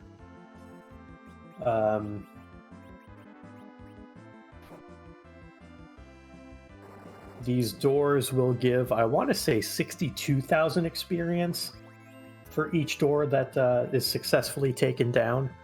If it turns into the Manticore, when the door gets low on health, or I think it might be some other factor that actually determines that. I'm not 100% sure. The door will actually turn into that Manticore and you'll get 70,000 experience. So pretty good for 10 key item for a non-Siren grind, that's for sure. So a nice, cool 70,000 experience here. We'll go our ways here to getting the party battle ready here to take on our final boss tonight.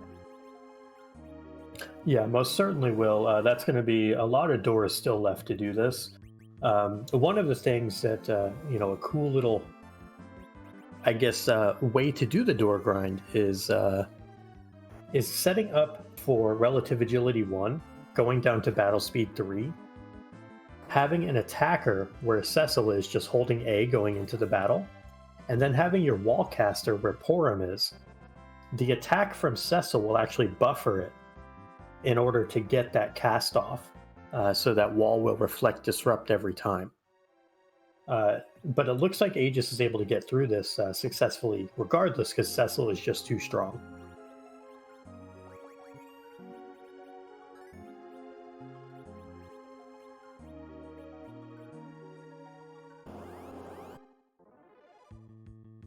Yeah, so we've seen a variety of ways here, of ways to tackle an early go mode here. You've seen a BS6 1200 strat here with point track here. You see an initial apple here and moon boss grind from sword, moon encounter grind from sword here, and you're seeing trapdoors on Aegis' side here. Different ways to approach a seed here when sirens aren't available. Yeah, the moral of the story is know your grinds or know your 1200 strats if sirens are not available. Looks like we may be joined by Y2 Sky again. We'll see. Are you able to hear us, Y2 Sky? There now. All right, we can hear you. All right, I don't know what Discord is doing with the default settings, but this usually works. So, I don't know. Well, that's the story of the seed. Third time was a charm on a few of these fights. So, yeah. So take us through we know that the big roadblock for most of the runners in this seed was that Asura. What was your kind of thought process on getting through that? Well, I knew the only problem once that hit was just like, okay, I'm that close, especially seeing the Cure 4 was for 6K. So, okay, I'm that close. All I got to do is refresh the Star Veil after 4 or 5-ish rounds, and that'd be good. But yeah, that hurt having to basically do that fight twice. Definitely makes sense. What was your thought as you ended up going to the moon and finding that music? And we appreciate that. Of course, you were the only one of our on-stream runners to get the music for us. So were you? Goodness. Where was Pink then? Pinktail was via Pan, I think, through Sheila 2, possibly. It was a little bit of an Earth chain. Yeah, that's correct. Okay, so I just missed that one. Yeah, I think it might have been through Ruby, if I remember right. Okay, yeah. I noped out of that because I didn't have a way to deal ice damage after ditching the cane, so no ice ball. So yeah, I opted to fade that fight because it was going to take forever. And makes sense. Just figured I'd go to the moon. No, the moon plan was okay. Okay, if I find sirens at the Hummingway shop, go top down because I need one of 2 key items to get go mode. Otherwise, okay, we're gonna have to boss grind, so I'll just go bottom up anyway. Definitely makes sense. That's where a lot of that juicy lunar XP is. 200k at the Ribbon Room, 120k at the Crystal Sword Altar and Masamune altars. So lots of XP up there for sure. How was this how was this race compared to your experience, if you have any so far, with this flag set? What did this kind of fit your expectations, or was this a little outside the box?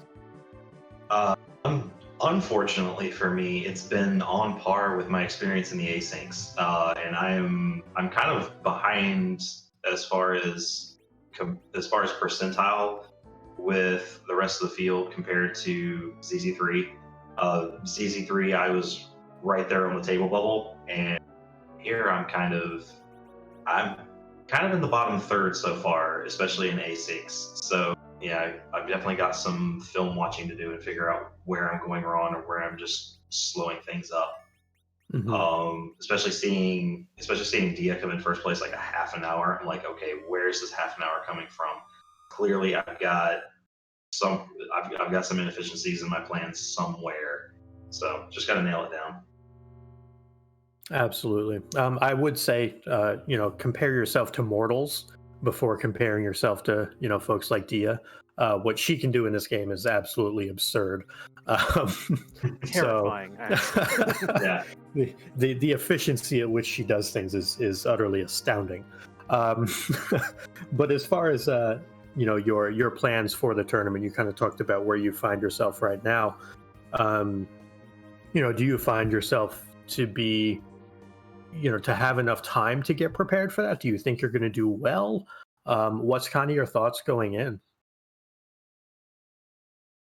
Clearly, a lot of the field has done a lot of off-season practicing because I'm seeing amazing times from folks that started running after ZZ3 started, and I'm seeing a lot of new faces post really good times. I'm seeing folks that were in the hook route with me kind of just jumping up there and posting some very good finishes. So yeah, kudos to everybody in the community. It looks like you guys have been practicing hard. I actually have 2 tournaments going on simultaneously, so I'm in one of the Super Metroid tournaments also. So this coming week is going to be interesting because that resumes again. But I mean, I'll get in the seats as I can, and like I said, I think at this point, film watching is going to do me more good than running seats because now we've got like this race here. I'm definitely going to be watching some of the VODs and seeing where I'm losing some of that time. So that's I mean, I feel pretty good about the flag set overall. I feel pretty good about running free enterprise. I just feel like the field is a lot better than it was for CC3. That's for sure. And given we had a great turnout in the last tournament here, we're going to have a great turnout for this one here. So it's it's definitely encouraging to see here new runners here, keeping the old guard on their tails, on their toes. Sorry. Any final thoughts in regards to the seed here or the upcoming LaliHo League? Despite all that, I try to have a level head about practice and push myself and really I try to avoid going into things, thinking like, oh, I'm going to do like really well. Because that's just, I feel like that sets me up to not put in the work, right? So, I kind of come across negative with some of my self-reflection, but that said, I am extremely excited for this. I think the community and the admins have done a fantastic job putting together another event. I'm completely stoked for it. This is a very fun flag set to run too. Some of the times get kind of frustrating, especially if I go over 2 hours, but the flag set itself is extremely fun. I think it's a good mix of constant objectives plus the randoms, and just cutting down on just the seed variance overall has been kind of nice. You get to see a lot of the game, and that's always fun. Very well put. Well, I don't have any other questions. Harumph, you got anything else for Y2 Sky? No. YJ, thank you here for volunteering here to be restreamed tonight here. Had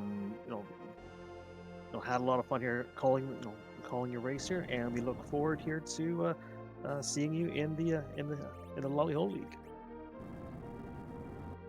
All right, thanks, folks. Appreciate all you do. GG again, Y2 Sky. Thank you so much.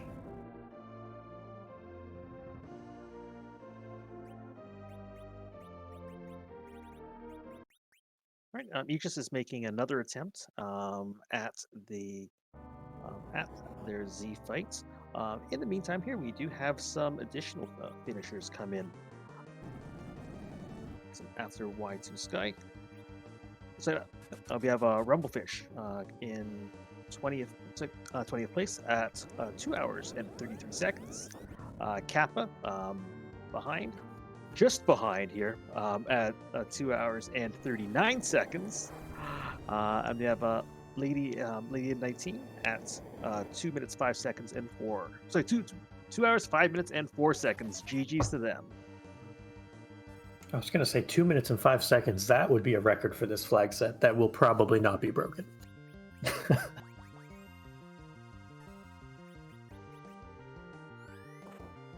Looks like Aegis is going through their Zeromus fight. Zerker strats for sure. There comes a shake, so we're going to need either a big Cure 4 here or a nerf.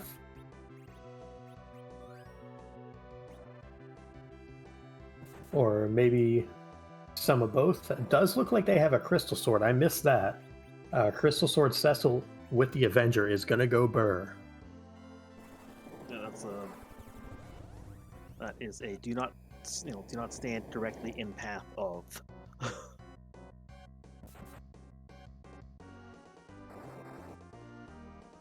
Yeah, unfortunately, Zeromus has figured out the trick to not letting Crystal Sword Cecil hit you. And that is to keep the poor guy on the ground.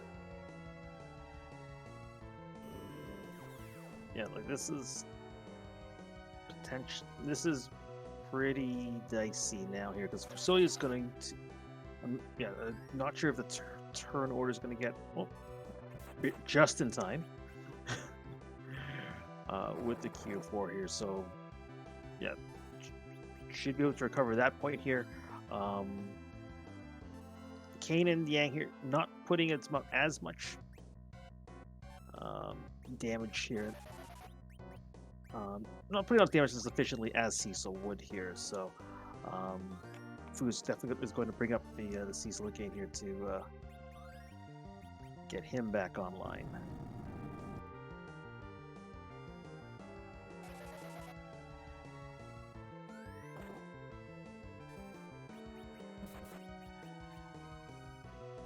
Yeah, it looks like they've stabilized quite well now.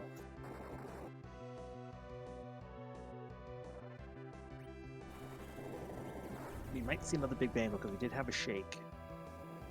This will be unnerfed, so we'll see. We'll see how well or this rolls.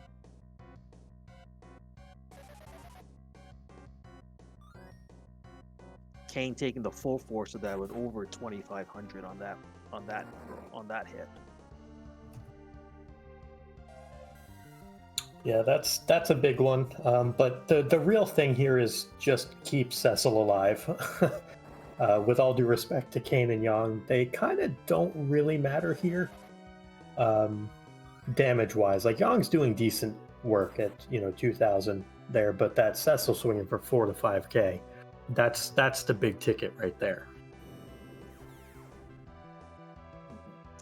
Yeah, we're still in phase 1, as you did see Virus on the Virus spell cast on the party here. Yeah, so we're gonna see a little bit more time here for us to get the damage in here. Having only three party members up here may work out to their advantage because it gives for the cure spells here. There's now fewer members here for that recuperative for this recuperative to be divided amongst. So they're going to get so it's going to come closer to refilling their HP pool.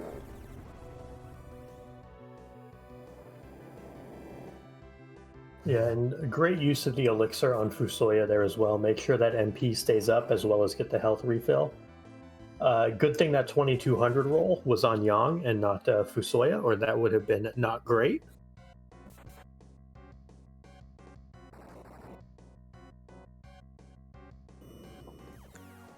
And so the fight is going to take a little longer here, but in a more comfortable state now.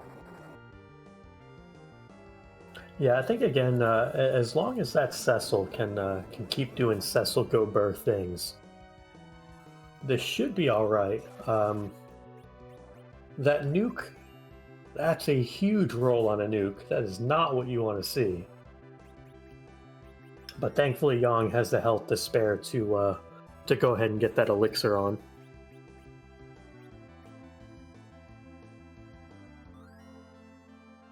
And Kane will be able to chip in on the damage again here.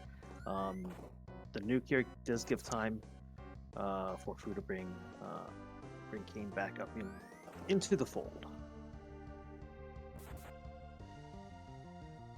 Yeah, absolutely. And to answer a question from chat, bringing Cecil back from the dead does not cancel out the Avenger glitch. Basically, the Avenger sets the status of Berserk and just takes the resistance, takes the attack, takes the element of the weapon it replaced, even through death.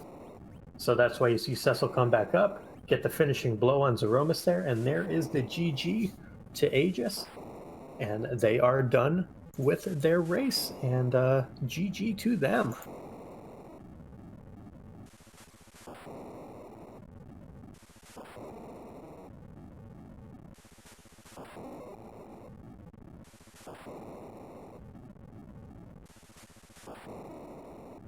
And we will see if Aegis wants to come in for an interview or not.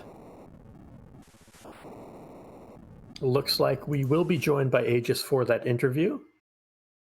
So we will see if we can't get them in shortly.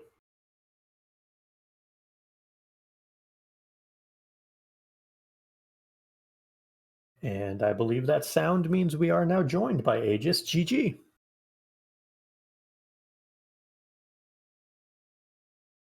However, if you are talking Aegis, it looks like we are unable to hear you. Hi. There you are. Hello. Sorry, just took a second. So that was the seed. It troubled quite a few folks, especially that Asura. A lot of bouncing off of that for most of our restreamed runners. Okay, I feel a little better, but I wasn't the only one struggling. Did anybody leave and look for I don't know, like mute daggers or elven bow, mute arrow combo, anything like that? From what we saw, Sorbius was our one person who left to go get that elven bow and eventually come back. Did you find it? He did. I think it might have been Mysidia. I'm not 100% certain on that.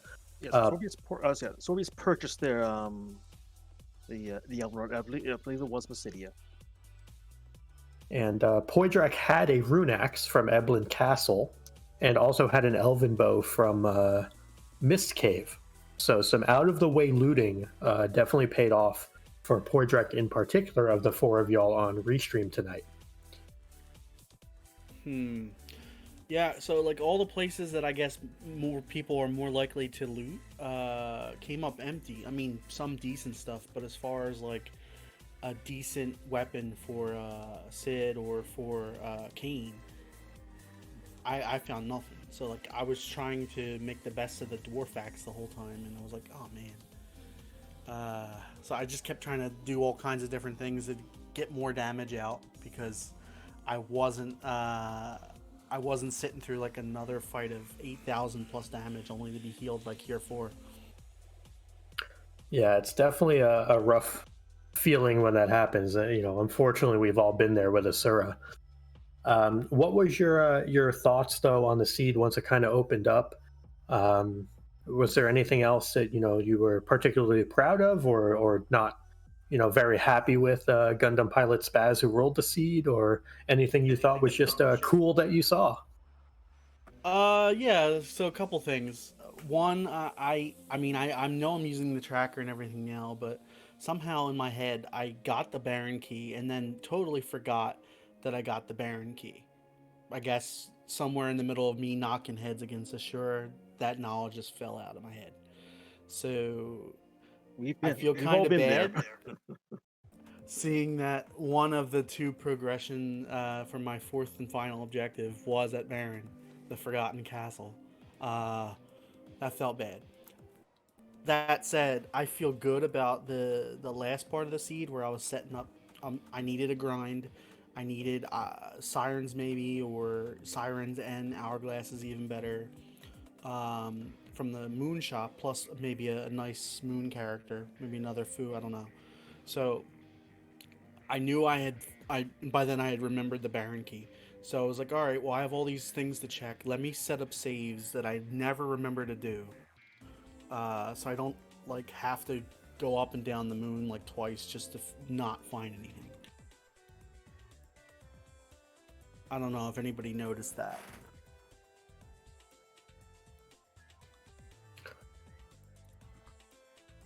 Didn't particularly notice it on this end, but excuse me, I apologize. It's always a good thing to be cognizant of things like that. So Yeah, you know, really definitely, definitely fair play on that. I mean, the rest of it was pretty okay. Once you got through the hook route and the the Ashura fight to get to the hook route, it was pretty okay from there. Just some bad choices on my part, mostly because again I forgot the Baron Key existed. Like the hook route here, normally it's capable of producing some very nasty spots here, but it was relatively easy for a hook route. Pretty smooth sailing tonight. So, if anybody found the Darkness Crystal like earlier, did they happen to find, or maybe I guess when they beat the game, you would have found where the Magma Key was? Because in the back of my head, when I remembered about Baron, I was like, oh, please don't tell me that the hook route wasn't even necessary. That Magma's sitting on the throne. That would have made everything worse in my head. Magma was from Twin Harp, which was on the moon, so fear not. Ah, okay. All right. As far as this particular seed is concerned, though, I know I've seen you around running a lot of these, and raced against you a number of times myself in pickup races. Was this seed kind of on par with your normal expectations of this flag set, or was it a little different from what you've seen for the majority of them so far? Yeah, that's about what I'd expect. I typically go for a full grind at the end, and I actually didn't do that this time. That's another thing I'm kind of proud of. Like I had enough to just tank through the Zeromus fight. So I was like, all right, no sense in trying to level Porum up to be useful. It's not really enough to make it worth the reflecting. But at the same time, that fight didn't go too well the first time either. I just got hit before I got all the berserks ready. But yeah, I'd say it's about what I'd expect. It was a little bit rude with Asura, but I mean, it could have been any other boss in any other spot that was holding progression, and you could say the same thing. Definitely. Well, I'm out of questions and thoughts here. I think I've covered everything I had for you. Harumph, any other questions for Aegis on their run this evening, or anything upcoming? I didn't have any questions here, but I do want to thank you for putting yourself out there here for the to be restreamed. It was a lot of fun calling the race here, and Yeah. look forward to calling another race of yours again in the near future. Yeah, I had lots of fun doing this, and thank you guys for commentary and stream setup and tracking. It's amazing. You guys do a whole lot of work, and it doesn't always. I mean, it shows, but it doesn't always show. So shout outs to all of you. Well, thank you so much, Aegis, as always, and GG again to you. And we look forward to seeing you upcoming in the tournament. So, yeah.